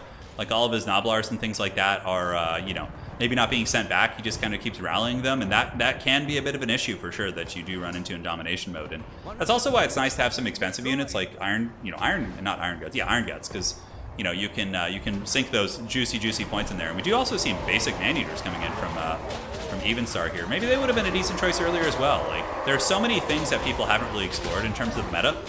Like maybe just like Iron Guts and Man-Eaters would be able to kind of keep Nurgle off these points. Because like how is Nurgle going to push through all that armor? Like I feel like they're not. Even the Haggard Iron Blaster's gotten into melee, and it's paid for itself. It's balanced now. But Anticity's going to be winning that game just with a nice Nurgle Stranglehold. It was a 2-1 cap the entire game. Like Evenstar did a good job holding his one objective, but I just think the build was not quite optimal for fighting on the objectives. The Man-Eater pistols did okay, but like they didn't fight on the points, right? Which I think is quite problematic for sure. And Anticity's build is just a tried and true Nurgle classic. Cultist, Herald, Plague Bears. What else do you need in life? That gets the job. Was that a Tommy Boy reference? Yes, it was. 100%, dude. Yeah, David Spade and all the crew there was fun. Chris Farley. Game 1, going to the Kraken King, looking to take over the #1 spot on ye old leaderboard. And now, ladies and gentlemen, the second match is going to be, let's go ahead and look, it's going to be on Arnheim. Yes, perfect. Arnheim is here. Jay Phoenix says, oh man, the old world hype has pushed my High Elf Spears onto my painting table. I know. My Empire army, I'm basing them all right now. I'm getting pretty wild there. It's been a blast. I mean, the previous meta for Ogres wasn't even Ogres. Well, Gorgers are Ogres, aren't they? Aren't they just like starving Ogres? I think that's pretty much what they are. Yeah, Fire Magic could be very good too, though, for sure. Like Iron Guts with like, there's a lot to be explored in the meta. Even though like we only have, basically 6 playable factions. There's still a lot to be explored. Yeah, what about Giants from Ogres? That'd be kind of interesting. I don't know. I feel like Giants don't ever kill stuff quick enough. Even though they like hit hard, I just feel like they they take too long. That's just my 2 cents, though. I don't know. I haven't had good experiences myself with them. Oh yeah, that's the stuff right there.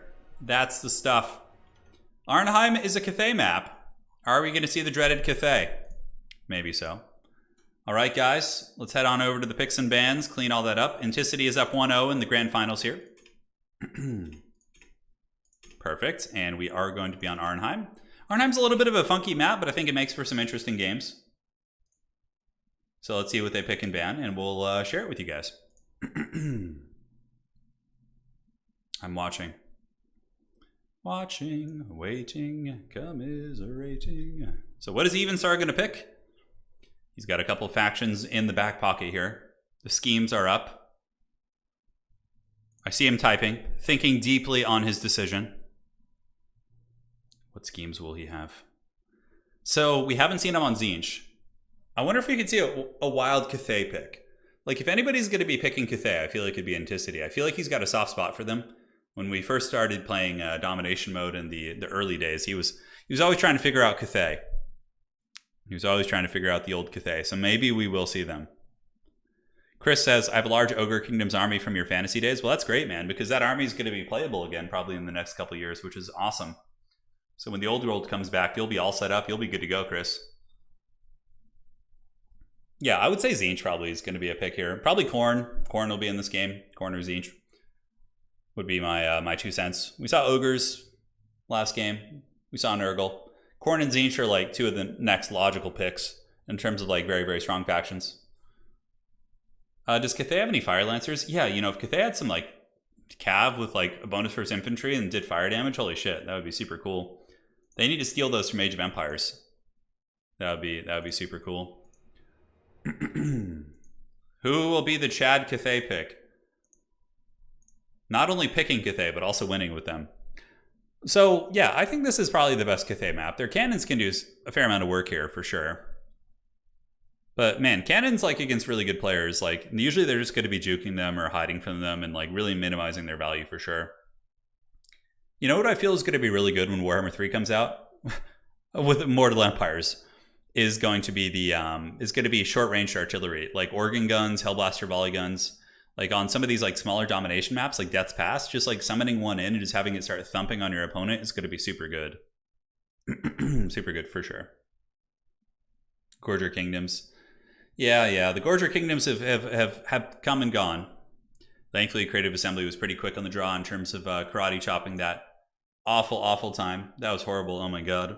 When people are bringing 4 Gorgers, that was just like the most toxic shit ever. You could literally just do nothing. It was so miserable. Nightwish making a guess that he will play Kislev or Tzeentch. Yeah, I would say that's a pretty fair guess.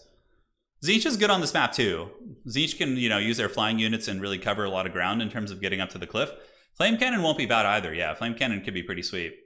Plague Claw Catapults.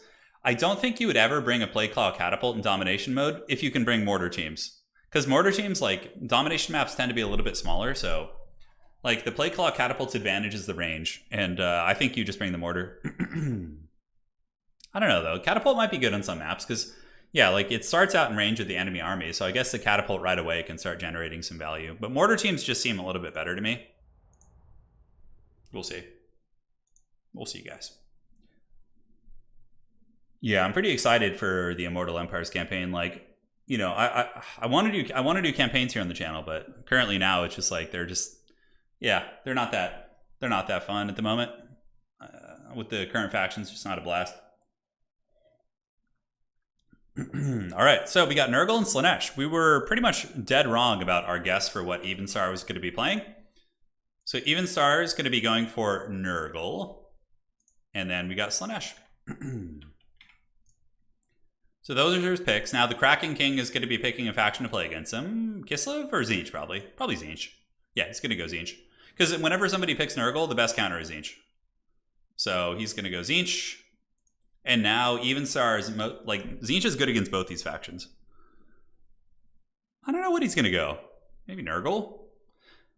He could, you know, a Slaanesh build that has no Lord, like in the starting army with like a super wide core of infantry could actually be pretty good here.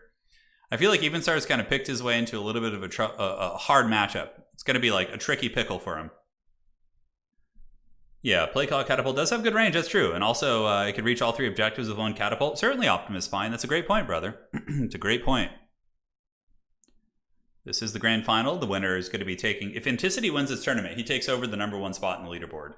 And if Evenstar wins this, he will take over the #2 spot, I think. And Enticity will stay where he is at #3, I think. Let me check. Yeah, so we can switch over and look real quick. Cool. Yeah, so we can even look at the leaderboard right now. Yeah, Enticity and... Yeah, oh, Evenstar is actually not in top 3 right now. So if Evenstar does win this, though, he actually will pass Voidlaws. Voidlaws hasn't played in a while. I think he's taking a little bit of a break from the game, so... We'll have to see. All right, Evenstar, has he picked his faction yet? Nope, he has not, but we do have Tzeentch for the Kraken King. Just wanted Mortal Empires for Vampire Coast and Dwarves. Yeah, it's got to be fun. Vampire Coast campaign is awesome. I think that's one of the best campaigns. Turin, perhaps he just wanted Enticity to throw Tzeentch. I don't know, man. Yeah, maybe. Nurgle's a good faction, though. Yeah, maybe he's just trying to bait out the Tzeentch, maybe. Could be. I mean, who knows about the mind games? I'd be curious. I think eventually, once we get the old world factions added back in, I think I'll be adding interviews as well. So what we could do is after the tournament's over, if the players are willing, we can interview them. A lot of the players who play in the events, you know, their first language isn't. Wow, he's going to go Nurgle. Okay, this is going to be interesting. A lot of players who play, you know, they're, at least in my experience, you know, their first language might not be English, so they might not be comfortable with like an interview format. But I'll certainly see if that's something we can do, because I think it's very interesting to chat with the winners of events and things like that.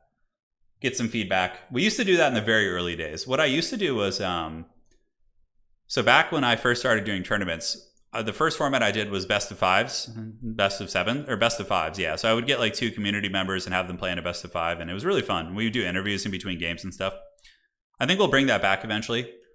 But yeah. What I want to do is have, obviously, seasonal tournaments, which is what we're having right now. And I want to have a winner stays on series where we have one person each week plays like a challenger. Right, and then the individual who wins stays on, and there's like an increasing bounty system and all that, and it would be a best of 7 stream. So you would have like these best of 7s, which I think would be really cool. So winner stays on, and you can see if anybody can go on these like huge tears and things like that. And it would be like, let's say every Tuesday we have the winner stays on, which I think could be really, really rad. Yeah, Khorne is decent against Nurgle for sure. We saw Khorne defeat Nurgle earlier. That was when we had Reginald Puggington defeated Nurgle pretty decisively with his Khorne, actually. So maybe he is saving it. I don't know. It is a best of 5, so if you get swept 3 games, obviously you can lose. So you don't want to be like down 2-0. That's pretty scary. That's not necessarily true, Mr. Aho. There, yeah, we had Khorne decisively defeat Nurgle earlier, decisively. Interview through emojis. Yeah, there you go. You gonna do more of those 2v2 alliance tournaments when we? Yeah, of course. We're gonna do all kinds of fun stuff when Immortal Empires comes out. We're gonna have a legendary lords tournaments, faction wars. You're gonna be going again. Like, dude, it's gonna be sweet. It's gonna be sweet. Right now, we're 100% in the dark ages. We're in the potato ages. Yeah, but once we get through these dark times, then the game will be quite great. Yeah. So yeah, how was that game experience? Just like a sad emoji. Yeah, Khorne can definitely beat Nurgle. I mean, they were up in value and on objectives. You know, so a lot of Nurgle players will go with the Mortis engine. Then what happens is Khorne will just like play the 2 side objectives, and then like the Great Unclean One can't be everywhere at once. So it's a little bit scary for sure. All right. So loading into the match, guys. Here we are. The players are all good to go. Let's have some fun. Once again, want to thank you all for joining. If you are enjoying this, please do drop a like. We're keeping the old Total War Warhammer alive until we get the Mortal Empires. That's what we're doing. And yeah, it's great. So for the Tzeentchian army, it's going to be Forsaken in the front with Spawn. Not surprised. Armor Sundering isn't as pertinent, but Spawn are just super good. And, you know, Plague Bears do have 25 armor. Might as well put them down to 0. You got blues and pinks in the backfield. Kairos Fate Weaver is here with his blue fire spam.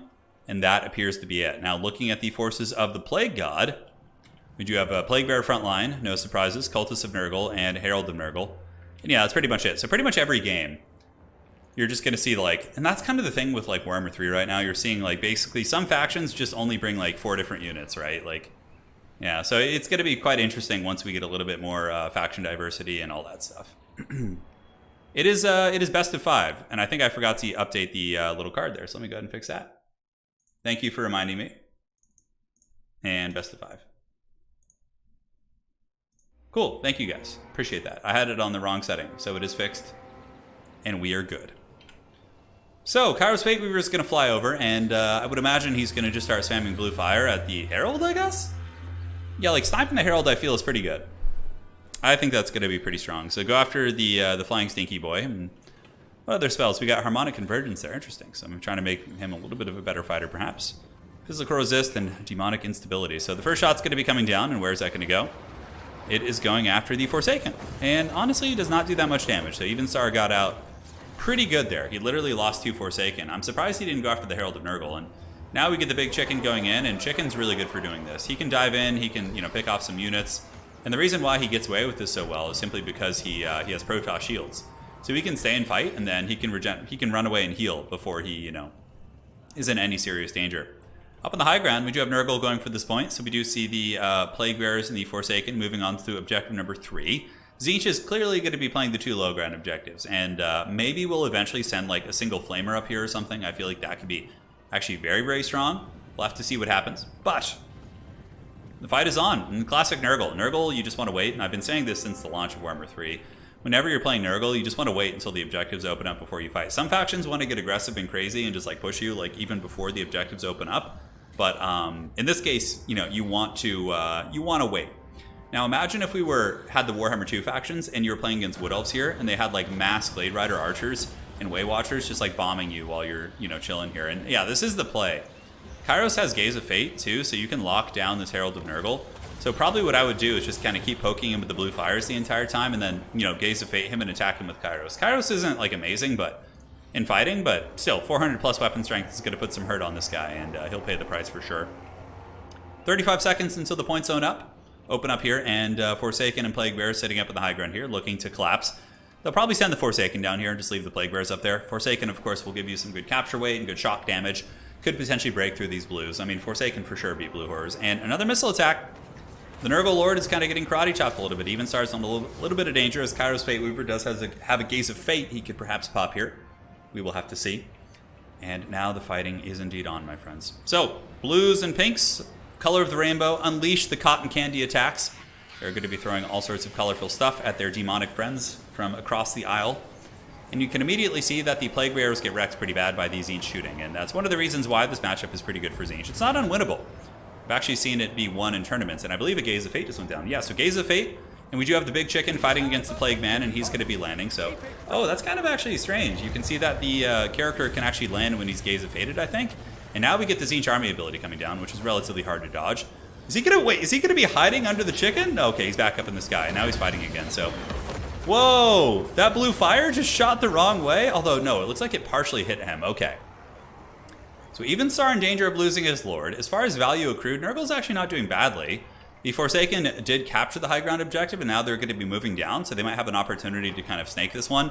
But man, oh man, all that pink shooting and blue shooting is really doing a ton of work, as many of the Nurgle infantry units are getting trash canned. But a lot of the value that's actually being accrued isn't so much from the armies fighting, it's more so from the Herald of Nurgle getting his butt kicked by Kairos up here. So he is on the run, and he's going to be getting hunted. The chicken is mad. Now, Tzeentch for sure could move up here. They could maybe send like a Forsaken of their own to go get objective number 3. I think that would be a huge power play from Enticity because I feel like he's pretty cozy down here. There's no like major threats. Kairos is being really, really disruptive. Obviously, some of the blues have been, you know, tied down in pinks and whatnot, but you know, there's still a number of them, and they are getting pretty good points. Although Nurgle still does have one objective right here. Fury's going to be jumping in with the Toads to help take out the pink horrors here. Harmonic Convergence being used there by Enticity. Interesting. That's going to make these guys pretty good in combat. I mean, 48, 52, but only 24 weapon strength, so they're probably still going to get karate chopped. Another blue fire coming down, going to be going after the Lord. He does get popped pretty bad, and you know what? He's going to need some healing, man. Because he's on fire now, which does mitigate his healing as well, and that effect does last for another couple seconds. So, looks like Evenstar is going to be paying the Troll Toll with his Lord as he's trying to get away, trying to run. But man, oh man, Kairos, you know, he sees the future, he sees the past. The man knows what's up. Why are we not seeing any Tzeentch play up on the high ground, though? Like, a single blue here, I feel like would just be, like, game over. Like, if he was able to triple cap Nurgle, man, that's going to be so brutal. And now we get more and more pinks coming in from the back. Are any of them exalted? So, regular, regular, and regular. And they're going to be able to put some massive hurt on many of these units. And honestly, they're holding on to all the objectives. The Lord of Nurgle is at about 600 HP. Is he going to be able to get a fleshy abundance? Okay, it looks like there's some witchcraft going down. The blue fire hits him. He's at 24 HP, for sure going to be crumbling. And the Herald does go down to the magic of the Changer, which is very, very normal. That's typically how that goes when you bring a kind of a squishier character. So Kairos Fate Weaver cackling in Tzeentch, and now he's going to be getting away as Nurgle is now leaderless, and they are going to be really struggling to kind of control these points, especially if Enticity decides to bring someone here and just get that. So what you probably want to be doing is summoning someone from your back point here, right? So you want to go like this, summon a couple units, send them up like that, and get up on that point. I think that's how you do it. That is 100% the way. In the meantime, Forsaken and Nurgle spawn all these bad boys fighting over here. The Nurgle forces obviously would normally trade pretty well in melee, but with all the shooting that's been in the backfield and layers, obviously Enticity kind of playing Tzeentch like Vampire Coast, which is always sort of fun to see. You see the Plague Toads of Nurgle getting bathed in just pink cotton candy as they get roasted, and their HP is going to be tanking very quickly. And yeah, the fire damage is very pertinent as well. And Tzeentch has always been pretty favored against Nurgle. Not to say that it's unwinnable, but I think the Nurgle builds need to be a little bit different. I think if you're playing Nurgle against Tzeentch, you just don't bring a Lord and you just go double Cultist with mass units and just try and swarm.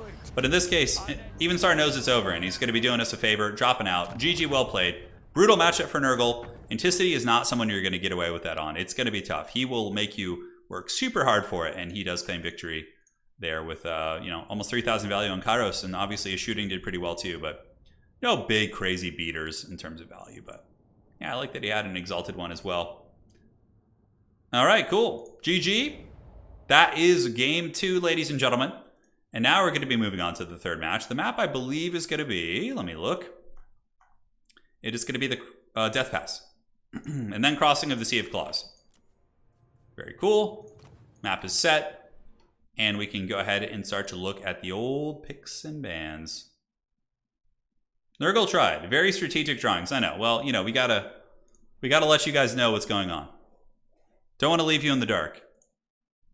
Okay, perfect. My wife loves my jokes like that. She loves them. One of her favorite things is to go shopping at the grocery with me, and whenever a cucumber or anything like that appears, you can imagine the haggard jokes that fly. I'm pretty intolerable, for sure. All right, guys, so the map is going to be Death Pass. We're all set. It is 2-0. And let's get this party started. Yeah, I know. Anna always says to me when I'm just being like a child and making like terrible jokes like that, she's like, she'll say like, "You're lucky I find you attractive." Yeah. What's going on? Looks like Slaanesh bots have taken over, turned directly. Yeah. No, you guys are safe. I actually got worried that there was like some sort of like a weird server maintenance or something coming up. I was like, oh man, is that really going to happen? You guys put the fear in me there. All right, so it's going to be Khorne and Kislev for the Kraken King. Just showing he really, really has been practicing and doing incredibly well. Khorne and Kislev, first 2 factions. Evenstar will now be on the pick here.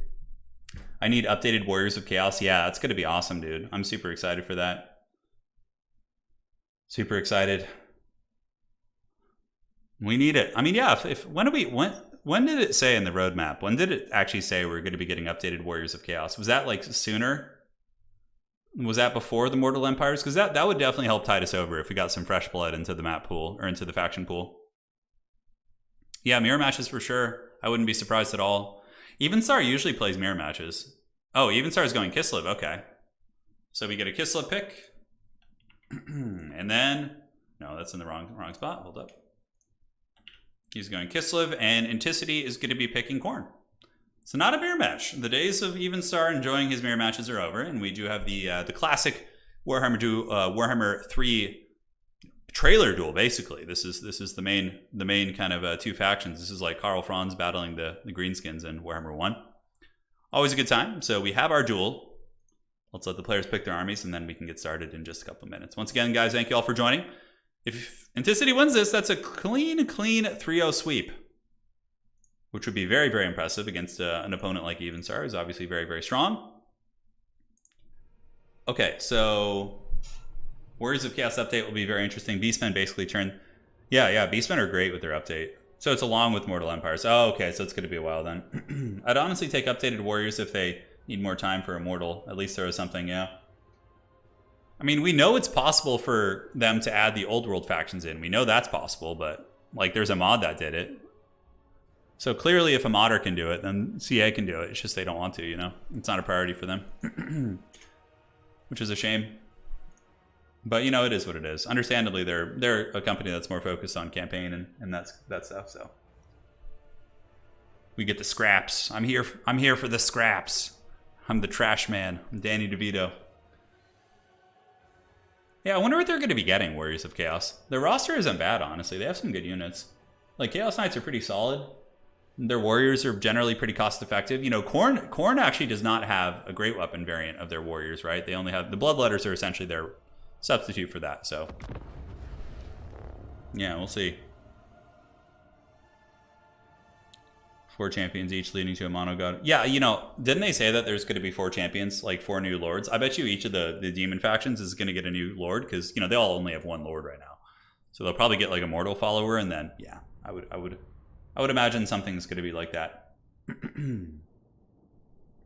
All right, guys. So we're seeing classic stuff. Ooh, look at this build from Evenstar. That's right. I kind of forgot that Evenstar is the Dark Lord of using Zargard, Great Weapons, and Tempest. Because not too many people use Tempest. Like Ice is just considered to be so good, but there's a couple players who do like to use Lore of Tempest, and Evenstar is like one of the, like 3 players that I see doing it. Yeah. And also Zargard with Great Weapons. He's got 3 of those. It'd be interesting to see how they trade against Khornate Infantry. Obviously, Zargard with Great Weapons will defeat all the Khorne Warriors and basic Bloodletters. I don't know how they trade against Exalted, though. I feel like Exalted will just barely win. But obviously, you know, they can get them low and can potentially lead them to crumbling with a little bit of missile support. So I think that will be good. I think that will be good indeed. Labatimir saying, Turin, painting up some Cruel Boys while enjoying your cast. Not a bad evening. Not bad at all. Yeah, you know, I do want to play like Age of Sigmar, but I just like none of the factions really call to me. Like Cities of Sigmar, like it just feels like it's like I don't know. It doesn't do it for me. But if they add like something like Chaos Dwarves or something like that to Age of Sigmar, or they do like a new Mortals faction, like a human faction update, I know they're talking about the Dawnbringer Crusades thing, like that might be able to get me into the game for sure. Do you have any idea who the champions could be? Or educated guesses? I mean, I could guess like Valkia probably. You have the Curseling guy. You have the Changeling. I mean, there's a ton of options you could go for sure. There's a ton of options. So here we are, guys, in the grand finals, game 3. Currently, Kraken King has been tearing it up. But now we have a really cool build coming in from Evenstar. It's actually going to be Zargard with Great Weapons. He does have 3 of these. So these are the most elite Great Weapon infantry Kislev can bring to the bear. Pun completely intended. Heavy War Sleds, a couple Kossars. Kossars are excellent against Bloodletters, and for the leadership kit, we do have a Tempest Caster, backed up by a Patriarch on a Bear. Obviously, Patriarchs on Bears are pretty much auto-take. The amount of healing is very, very good for sure. So looking across, guys, the old Hordes of Hell are here. Enticity coming in with Chaos Warriors. A Herald of Khorne, very good for chasing down chariots. Double Cultists on horseback, also designed to kill chariots. And Enticity with the classic hiding in the trees. Just waiting for the timer so he doesn't get poked is certainly very smart. Jared says he's painting up a Terminator. Yeah, right on, man. I got a brick of Black Legion Terminators. I got 10 Blightlord Terminators and some Death Shrouds for Death Guard, which is always fun. What about Maggotkin? You know, here's the thing, Chris. I don't like Nurgle demons. I don't like the way they look, except Nurglings. I think they're funny. But I like Nurgle mortals. So like when I look at the AOS Nurgle characters, I love the Blight Kings and I love like the mortal Chaos Warriors. But I don't care for the demons, and I feel like you need to play the demons to have like a complete faction. So, yeah, that's just my opinion there. A little bit of blasting going down here on the cultists. You can see they're getting their pickles tickled pretty good as they're going to be scurrying about. Heavy War Sleds eyeing their prize and now trying to shoot into the cultists here. The cultists going to be juking back and forth. Obviously, classic tournament stuff. Players knowing how to juke is very, very important. If you guys are a newer player, if you're being shot by missiles, you can kind of dodge back and forth. It's pretty micro-intensive, but you can certainly mitigate a lot of the damage coming in. And now we do get the Heavy War Sleds who are going to be running into the Chaos Warriors. It's very risky because at the summon point, Enticity could summon out some Warhounds or something and really, really put some pressure on you. But so far, Kislev is kind of chilling. We do have some Kossars moving to the back objective, so they're going to be heading there. But Khorne, oh, this is scary. Such a good play from Enticity. He has some Exalted Bloodletters sitting in the bushes here, guys, and they're just sitting there with a full chub. They're just like, oh, hell yeah, dude. Just waiting to strike. And like Kislev, these poor Kossars have no idea what's coming. They're just going to get absolutely massacred. Now, the Heavy War Sled's doing a great job. That's probably honestly what you do. You take the Heavy War Sleds around the back and have them clean out these Exalted Plague Bearers here, or Bloodletters, excuse me, and try and deal with them. But now the back objective is going to be threatened very, very hard. Very hard indeed. As you can see, hey, you know, on the bright side, for Evenstar, Enticity did show his hand a little bit early. He sent them out, like, before they got there. If the Kossars had moved over there, Bloodletters are faster. They have 38 speed against 33, so the Kossars would have gotten absolutely destroyed. Absolutely destroyed. You ask in chat, do I like any of the demon units for an army? Probably, like, I like Nurglings. They're pretty funny. But, like, I like more Baroque and, like, grim dark looking stuff. So, like, Bloodletters can look pretty cool. And I really do like Khorne Demons, actually. Like, I think Khornate Bloodletters and Bloodthirsters are some of the coolest looking models in tabletop. They're really rad. Yeah, Optimus, I see that. It's fine. I mean, it technically is the top 4. As long as people know it's a best of 5, it should be fine. So the objectives are opening up here. And Khorne is going to be taking the back objective. Enticity plays the objectives pretty heavily for sure. It's certainly his playstyle. But yeah, this is going to be very tough to wrestle. As now we see Kislev getting some Kossars and Dervishes over here. And look at this, they're actually being pinned by some of the Furies. That's incredibly annoying. And obviously the Furies are going to get karate chopped. And you do get some Zargard coming over. Zargard will be able to do battle against Bloodletters. Exalted Bloodletters do beat Zargard, but if you have some Kossars helping you out and some Dervishes, you should be able to win that point. So he's going to be trying to do it, and now Kislev is going to be trying to hold onto the center here and seeing how this goes. So this is pretty big for Evenstar. If Evenstar loses this, the series is over, and the Kraken King is going to be coming in with the steel chair and winning, obviously, 3-0 here. Heavy War Sled's doing good work, a little bit damaged. Could probably bring them over to the Patriarch and get some healing. I think that would be a very nice play right now. Grab the sleds, head over there, but obviously the back objective is going to be pressured super hard, right? We're seeing the demonic forces of Enticity grabbing objective 3, and yeah, he's gonna have to respond. Ice Witch is on her way over. I believe she's on foot. I wonder if she has the Haggard animation where she does the arm pump. No, that's only Katarine. She does kind of look a little bit funny when she walks it. Like, that doesn't look natural the way the arms are moving. Hailstorm as well as Blizzard. Blizzard could be okay. I mean, the demons have so much spell resist. Probably just using Hailstorm is going to be a little bit more cost effective. And now the Zargard are on their way up. We do have a couple Furies swarming around. Going to be going after the Kossars most likely. The dreaded Snow Leopard coming in trying to fight. Over pursuing a little bit. Going to get trapped up by Corn Dogs. Could actually die to those guys. And here we do get the Furies taking a little bit of a risky dive. Actually getting massacred by the Dervishes there. Khorne, in the meantime, really not getting too aggressive in the middle. Obviously, the Zargard with Grey Opens are quite strong, and I don't know why we don't see Streltsy. Streltsy are you can't really dodge them as effectively. I feel like having a Streltsy unit here would put a lot of pressure on Enticity. Patriarch on the Bear is moving up. It looks like the Cornate Infantry Horde, Exalted Bloodletter, Spawn, all these bad boys going to be moving up, and Kislev is going to have to endure this, man. In the meantime, on the back point, value is up for Evenstar, pretty solid, and he gets a pretty nice Blizzard off, so the Blizzard's going to be going down. It does hit the Exalted Bloodletters, but they do have good spell resist, so it's probably not going to do too much damage. Corn Dogs even have higher. I think theirs is like 50 or something. Yeah, so they take barely any damage from that. And yeah, Khorne is doing a pretty good job holding on to the back objective, honestly. Probably going to push off these Zargard, who are currently unbreakable due to the Kislev passive, so they've technically being broken. And the Heavy War Sleds are cleaning up, but there are Fleshhounds all over the backfield, more Zargard coming out, and now let's look at the middle. So unfortunately, Evenstar does miss his charge. Zargard do have a charge bonus of 22, so it's certainly a bit of a mistake. It could make a difference here. So the Zargard 69 models there for a second, all right. But Exalted Bloodletters are going to cut them to pieces. Here we're going to be seeing Chaos Warriors being defeated by Zargard. But man, look at that. And the Patriarch gets absolutely gooned. We get the Herald of Khorne as well as the Cultist chasing down that Patriarch. And he is in the danger zone, dude. So far, Enticity is coming in like a wrecking ball, and even though he's behind on value, that is going to be changing very, very soon. I mean, killing the Patriarch this early is a massive, massive win. Now, Kislev going to be getting this objective back. It looks like they finally cleaned this up. They had to commit their 2 Heavy War Sleds and a lot of units, which is probably going to lose them the fight in the middle, perhaps. Although the Zargard with Grey Opens are beating all the different warrior variants, and this is a really, really cost-effective trade for Kislev here. Having these Koss Arches blasting into these spawn, which are probably going to be rampaging into melee units, is very, very valuable here. So a little bit of lag as we try and get the glorious cinematic shot, but it does happen, and you can see that the old spawn are in a little bit of danger, and hopefully nobody disconnects here.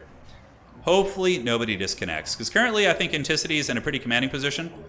But, again, Evenstar did clean up that back point. We'll see if the lag does subside here. Let me go ahead and minimize real quick and make sure that nobody's dropped, and does not look like it. Does not look like it. So it looks like it should come back here in a minute, guys. Are you guys talking about Hellraiser in chat? Oh yeah, Hellraiser. The wife and I recently binge watched all the old Hellraiser movies recently. They're pretty fun. Evenstar dropped from the game. Nope, that's a tricky one. So it's hard to say. It's hard to say. I think Enticity was certainly winning the game. I'm going to check in with the players here and just see what's going on. Make sure it's not on like Steam's end or something, but we'll see how the internet situation is going here. All right. Perfect. 1 second. And let me go ahead and check with these folks.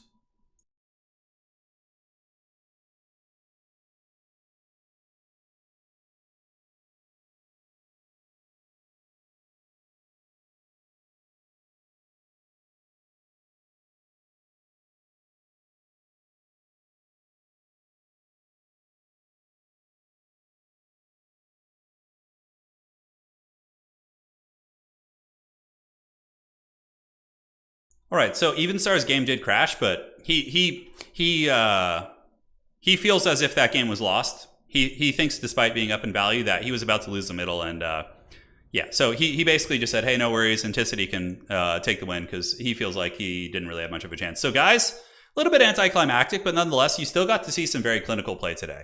Really, really clinical play. And overall, yeah, the Kraken King is going to be taking over the #1 spot in the leaderboard, guys. It is on.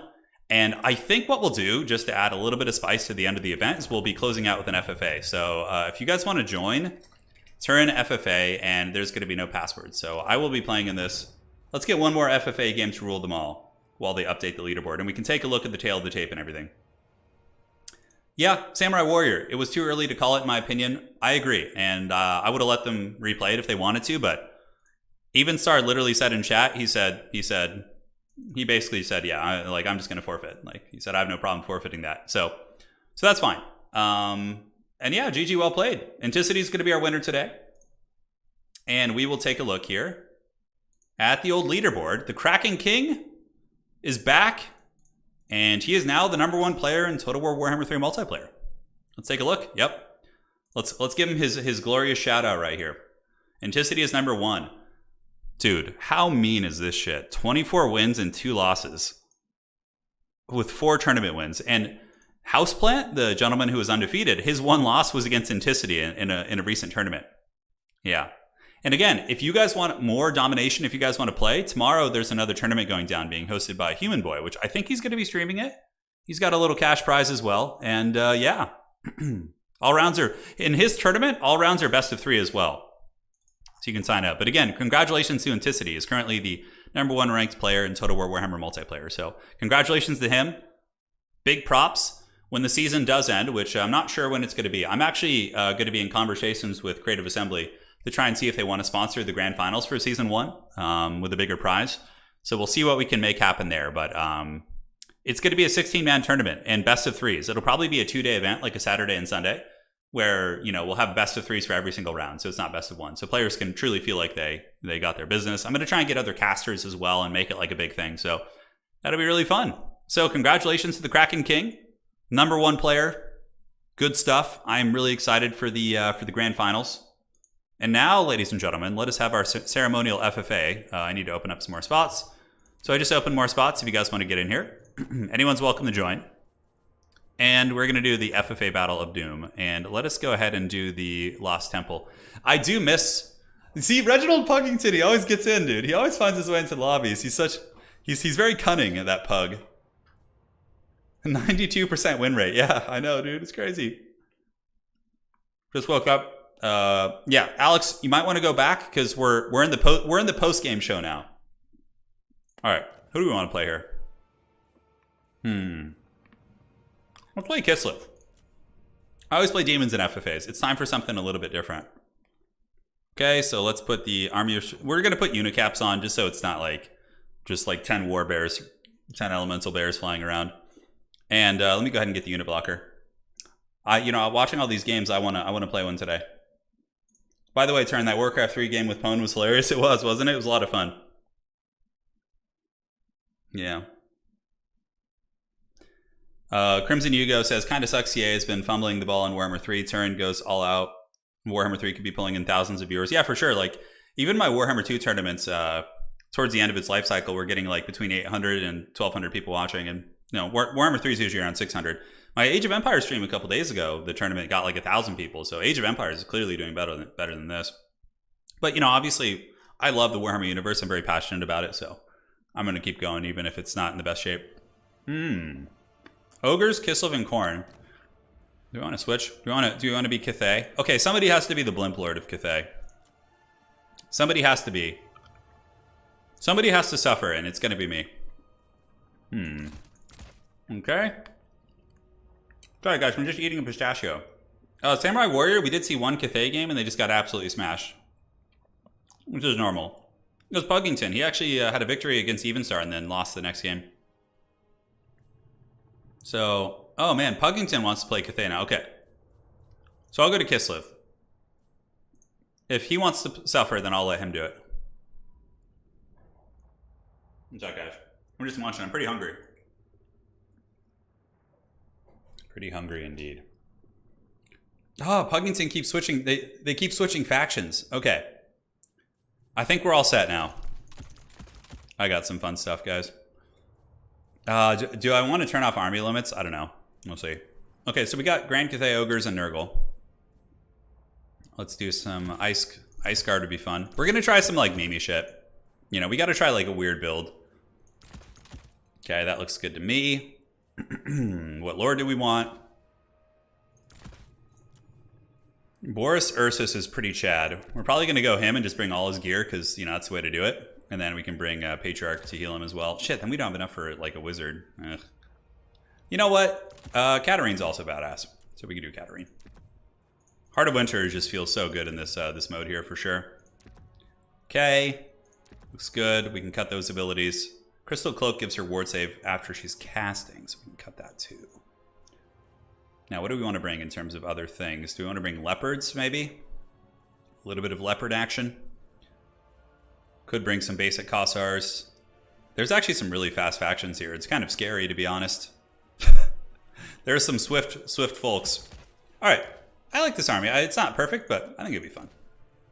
Katarine have a mount? She does. And do you have a mount, buddy? No. Forgot to give you a mount. That could have been pretty disastrous. All right, let's cut the chevrons off these. Oh, I got like 400 gold. That hurts so bad. It hurts. I guess we just get a Winged Lancer instead. All right, I'm ready. Yeah, Cathay's in a really bad shape for sure. Quadruple Cathay. Hey, if Cathay will get a win. If there's 4 people playing them, that's for sure how they get their win. For sure. Yeah, poor guys.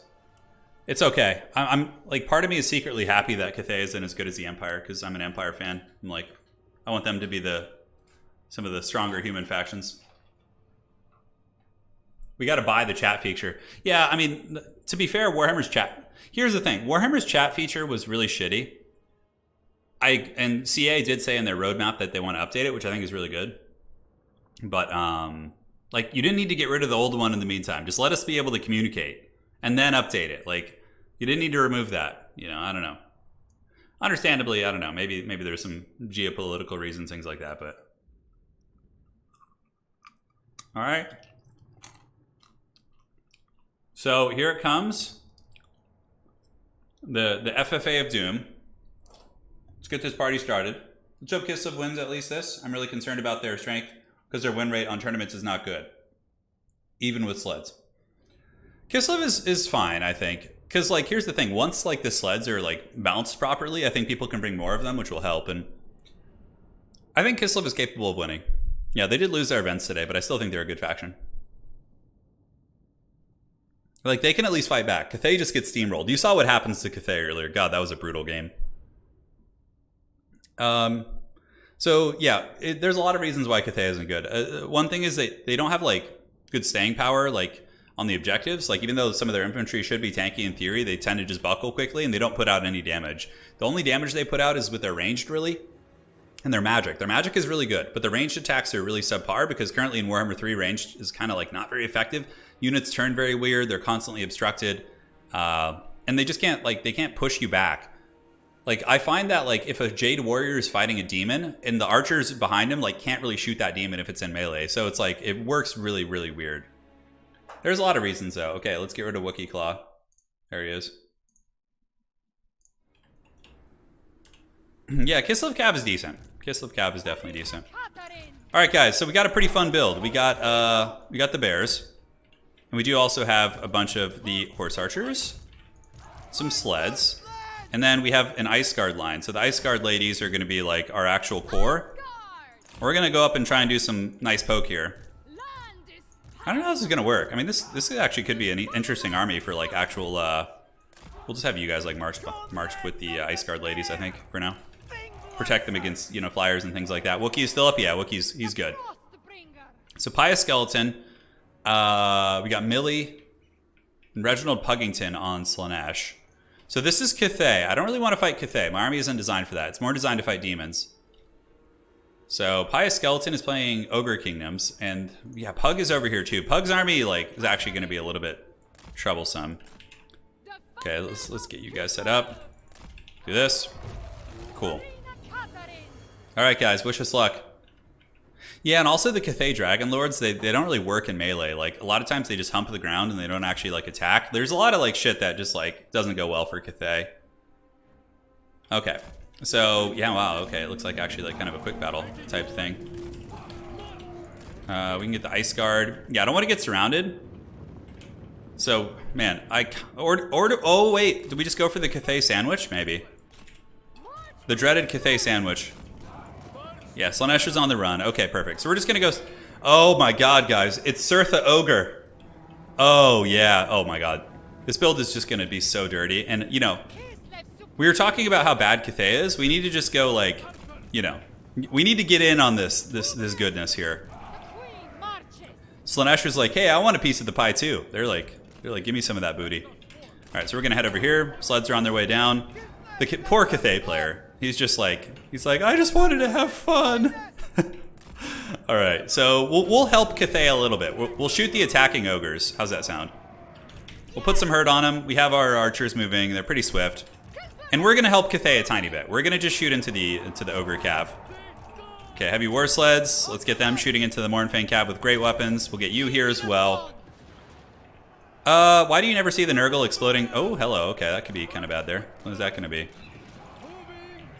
Okay, looks like something got canceled there. Oh, it was like that Blossom spell. Interesting, you almost never see that shit. Okay, well, at least we dodged it. Let's go shoot at Slanesh a little bit. We'll have our heavy war sleds just kind of keep juking here. You guys pull back, and then we need to get our archer core up there. So let's go ahead and shoot at spawn. Shooting at spawn is just going to be mega cost effective, right? We can pull you guys back. Get some work in on them. Reginald Puggington is indeed paying attention. And our ice ladies will be here in just a moment. So let's go ahead and get them out of this. Start blasting those Celestial Dragon crossbows. We can move you guys up and around. And let's get the sleds to just punch through now. I think that's going to be fine. Oh, hello. Almost got caught by these guys. We can just keep kiting out and seeing what kind of work we can get there. Where is there? There's honestly not too many good Heart of Winter opportunities. Although, oh yeah, never mind. Right as I say it, I'm like, there's no good opportunities. I'm just like, oh, hello. Hello, my sweet prince. So that's going to do a shit ton of damage against those guys. Our Ice Archer ladies are doing some excellent work. We can keep shooting the spawn on the side. I think it's going pretty good. Yeah, man. Just look at this. This is just brutal. Oh, God. And they're just getting, like, plowed by the Ogre Cav, too, which is so nasty. Looks like there's some witchcraft going down on us here. Holy shit, what the hell is that? What is that? It's like lightning bolts flying down and shit. Is that from, like, the Stonehorns or something? It's funny. I don't even know what that is. I'm just like, yeah. Crazy stuff. How are the archers doing? Yeah, we got one of the spawn units pretty low. Obviously, Slanesh is kind of chilling out a little bit here. We're all getting some pretty good points. And we're all basically just feasting on old poor the poor Cathay army here, which is pretty funny. All right, guys. Oh, let's see here. The spawn are definitely a little bit elusive.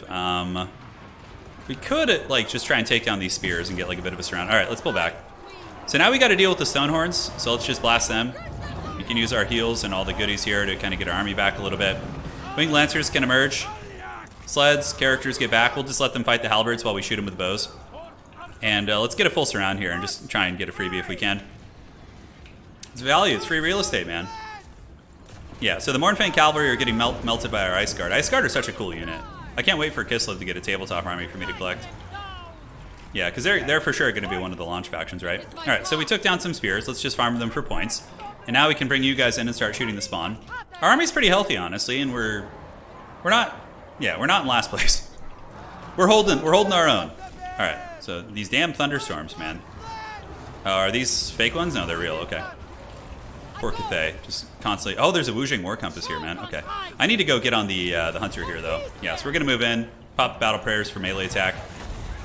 Dude, those lightning bolts, whatever that shit is, I don't even know what it is. Is that like some sort of a Tempest spell or something? Oh, it's the Wujing War Compass. Holy shit! And the Astromancers. Oh, that's what it is. Okay. That's kind of wild. Let's move you guys down and under here. Ice Guard putting some hurt. Dude, I gotta kill that Wujing War Compass. That thing is a scourge. It's been causing tons of problems for me. The Hunters are getting back now. We're gonna go goon the Hunters. Yeah, so it's time to make the Astromancers pay the price. Okay, how are our bows? Dude, the damn Wujing War Compass has been just giving me the dirty. Alright, no more of that, dude. No more of that.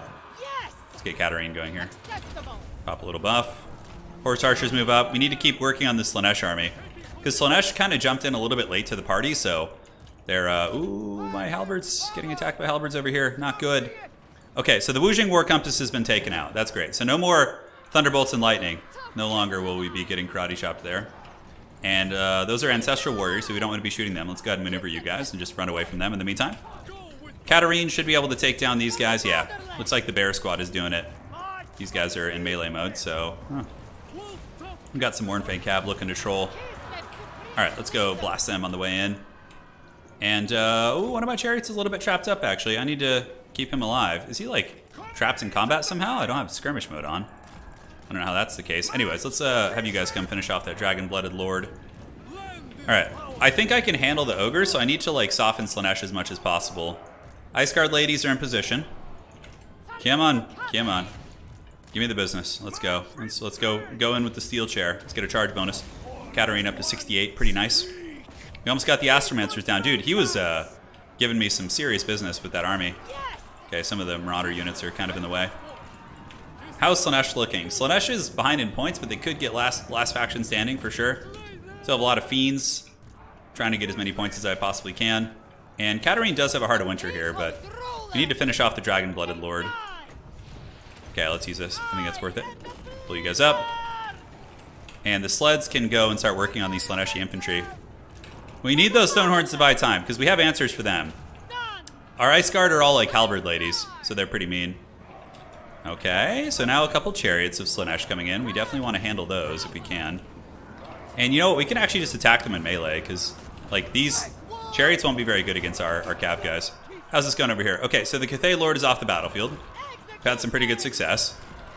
And yeah, Cathay's going to get tabletop representation too, I think, for sure. The Stonehorns are chasing the big demons. Let's go ahead and start shooting this with what little ammo we have left, although we have a fair amount on the Kossars. We can leave the Kossar with no ammo to like actually fight there. The other ones can pull back. Okay, so might be time for a Heart of Winter over here, actually. Like, if they keep piling in here, I think we just go for a Heart of Winter and just do our thing. The big demon is getting popped, but Slaanesh does have a lot left. Okay, let's do this. Just get a fat one going. Patriarch can go. Let's pop some heals. And one, and you guys move in. These are the Glaive ladies, too. They should wreck these chariots. And we just got a fat Heart of Winter there, so that should do some work for sure. The heavy war sleds are very damaged. Wow, we need to get back. Alright, so we're on the hunt. We still have our Ice Guard ladies. Let's kill the Greater Demon of Slaanesh, wherever it is. And our Fiends are a good target, too. Cathay, move back. Let's get you guys around. We have some overextended units, but it is what it is. We can't save them all. Trying to catch those Slaaneshi sleds. Those Hellflares. Oh my god, he's got Hellflares and shit? Look at this, dude. What a madman. Alright, let's get into melee. Go, team, go! Oh no, we lost one of our war sleds. They paid the price. So now it's basically us versus Slaanesh army. We're #1 in points. I guess as long as we trade somewhat evenly. Yeah, we want to let the Ogres live, because the Ogres seem to really dislike Slaanesh. Let's come in here and pin in these Hellflares, make sure they don't kind of keep running through us. In the meantime, what do we have that's actually good against us? Yeah, we can put some hurt on that Greater Demon. Plus the Greater Demon also gives us a shitload of points. Okay, Patriarchs. Stop the Patriarchy here. We gotta hunt them down. Okay, demons are coming from all across the realm. Hellflares are fast and furious. We need to stop these chariots if we can. Ice Guard ladies, get into combat and just use those halberds. We have a little bit of ammo left, so let's get the ones that have some ammo and move them back. It's going to be a hard fight, actually. There's still quite a few demons. Okay, pop the buffs. Stonehorn Hunter is still helping me out. I mean, he's obviously not, it's not his intent, but he is. And the Ice Guard, we need to just get him in here to fight, I guess, against some of the cav. Alright. So, wow, there's a wild-ass Astromancer here. He's like, I didn't hear no bell. Dude, these Ice Guard ladies are kicking some butt, though, for sure. Alright, let's get in here. Stand your ground. Use the heals. Heal up all these ladies. We still have a lot of Ice Guard glaives. Our Bariots are being obnoxious. We have one left, and it's just holding like a champ. And the Ogres are still alive somehow, too. Yeah, it's nice. Do you have enough for another Heart of Winter? No. I always hate how that works out when you just have, like, barely not enough wins. It's like, too weak. Too freaking weak. I think we got this one, though. With our two characters still being alive, I think we got a fair amount of stopping power left. Let's kill the Hellflares. I don't want to mess with the big Stonehorn. We actually have enough for several of these, though, so let's look at how we can get their spears. Yeah, we gotta wait for him to line up a little bit better before we try and use that spell. Okay, 1 Hellflare's down. Because Hellflares are like the best answer they have against our Ice Guard. Otherwise, the Ice Guard ladies are... Oh, the Great Maw being used. The Great Maw. Alright, Ice ladies. You guys are steady. See if we can pull you guys back and get these big characters in. Reset a little bit. Ah, he's going after my Horse Archers. Well, actually, I feel like did pretty good this game. I feel like the Horse Archers were solid. Alright, Hunter. Alright, we'll take you out. We gotta do it at this point. Come on. Yeah, our Imperial Guard got some old models. I see you guys talking about some table. Yeah, no, she's strong. I actually think Katarina is one of the coolest characters in the game. Like, her campaign intro is so badass. Alright, so we got the Stonehorn Man down. We're gonna blast these guys with some magic. Ooh, still got it, baby. Still got it. I can still do it. The Hunter has fallen. Dude, the Ice Guard. And I'm just getting Bread City here in terms of value. This is so good. Oh no, the Hellflare is back. Slaanesh is coming in for its final thrust. Will the Daughters of Kislev survive? We have a little bit of time. We do have the Vigor per second buff, which is going to be sweet, and also the melee attack buff. Slaanesh getting that scary Alpha Strike. We're going to save the stand your ground for when shit gets a little bit messier, and we need to attack that Greater Demon. Spawn all over the place. Ooh, I might actually die here, but I think I have enough points. Yeah, the Ice Guard's leadership, I guess they're rampaging. At least they're rampaging into good targets. And now we're gooning after the big guy. Let's go ahead and use stand your ground here to keep those fighting for as long as possible. All right, bears. Show them the fury of Urson. We got some spears over here. That might get some of them. I don't know. It's kind of hard to tell with their current trajectory.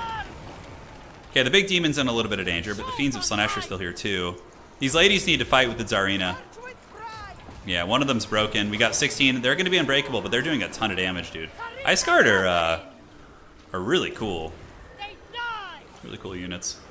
All right, leadership. Let's give a little leadership buff to these ladies and help them fight. They got 7 HP. They fought to the bitter end to protect the Tsarina. Cool as that.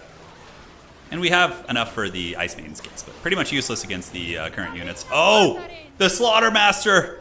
He's coming. He doesn't forget.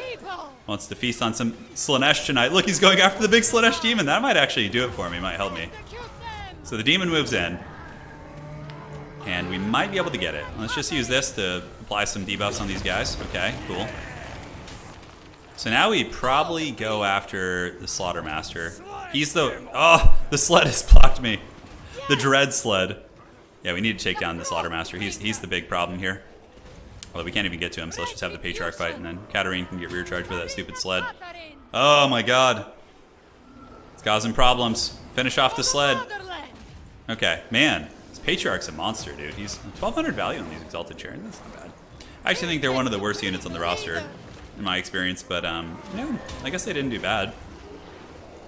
Slaughtermaster gets his butt kicked by the Patriarch, and Katarina doing some good work against the Exalted Sled of Doom. Now she can move in. Do we have any more heals? Man, the Perfect Vigor prayer is really good too. The Song of Winter Sunlight, so good. GG. We got it, team. We got it. Well, hope you guys enjoyed that. Got a little bit of a closing. Got to see some very scrappy fights. FFA games are really fun, dude. Yeah, they're really fun. But that will probably wrap it up for today. I'm going to go get some food with the wife. Going to have a nice little afternoon out. We're going to hit the beach, do some fun stuff, and Katarina going quite bananas with, let's see, 3,200 value. 2,000 here, 1,800, 800, and 2,800 on the Ice Guard. Ice Guard with big performances, actually outdoing the sleds. Horse Archer's also good, 1,000, 600, 700, and 700. Not bad. Poor Pious Skeleton, he just got jumped by everyone. Everyone saw red when they saw the Wu Jing. They were like, oh god, it's free real estate, dude. For the Pug, dude, the Puggington's always terrifying. 3,000, 1,200, friggin' Heartseekers with like 1 million value. Cathay got feasted on for sure. People wanted to get that Cathay. Hunters did well also, 3,000, 1,500. Yeah, I love the Ogre Cav builds. They're really fun. Ogreim? Dude, the Ogreim were sweet, Pious Skeleton. Yeah, it was Millie who got feasted on. Yeah, it was Millie. All right, guys, so just to sum things up, congratulations to the Kraken King. He is the #1 player on the old leaderboard now after today's tournament victory. And ladies and gentlemen, that is it for today. We will make it final by clicking Finalize Tournament. So there you go. So the results have been officially entered into the database. and they are here to stay. Isn't that the name of a corn song, Here to Stay? I think it is. All right, guys. Take care of yourselves. Appreciate you all. I know, I got you guys confused. I'm sorry. But we got it. We got it all straightened out. And we'll see you on the other side, my friends. Another tournament going on tomorrow. Domination tournament. I might play in this one myself. I'm going to sign up for it right now, actually. So if you guys want to join me in the tournament, come have some fun. I'm going to be recording my games where I get wrecked. Should be a good time. But that is it, my friends. Take care of yourselves. We'll see you all on the other side. And man, I left the scoreboard up there the entire time. Sorry about that. It's kind of haggard, but yeah, it's all good. Take care, my friends. Well played, you all. And that is it.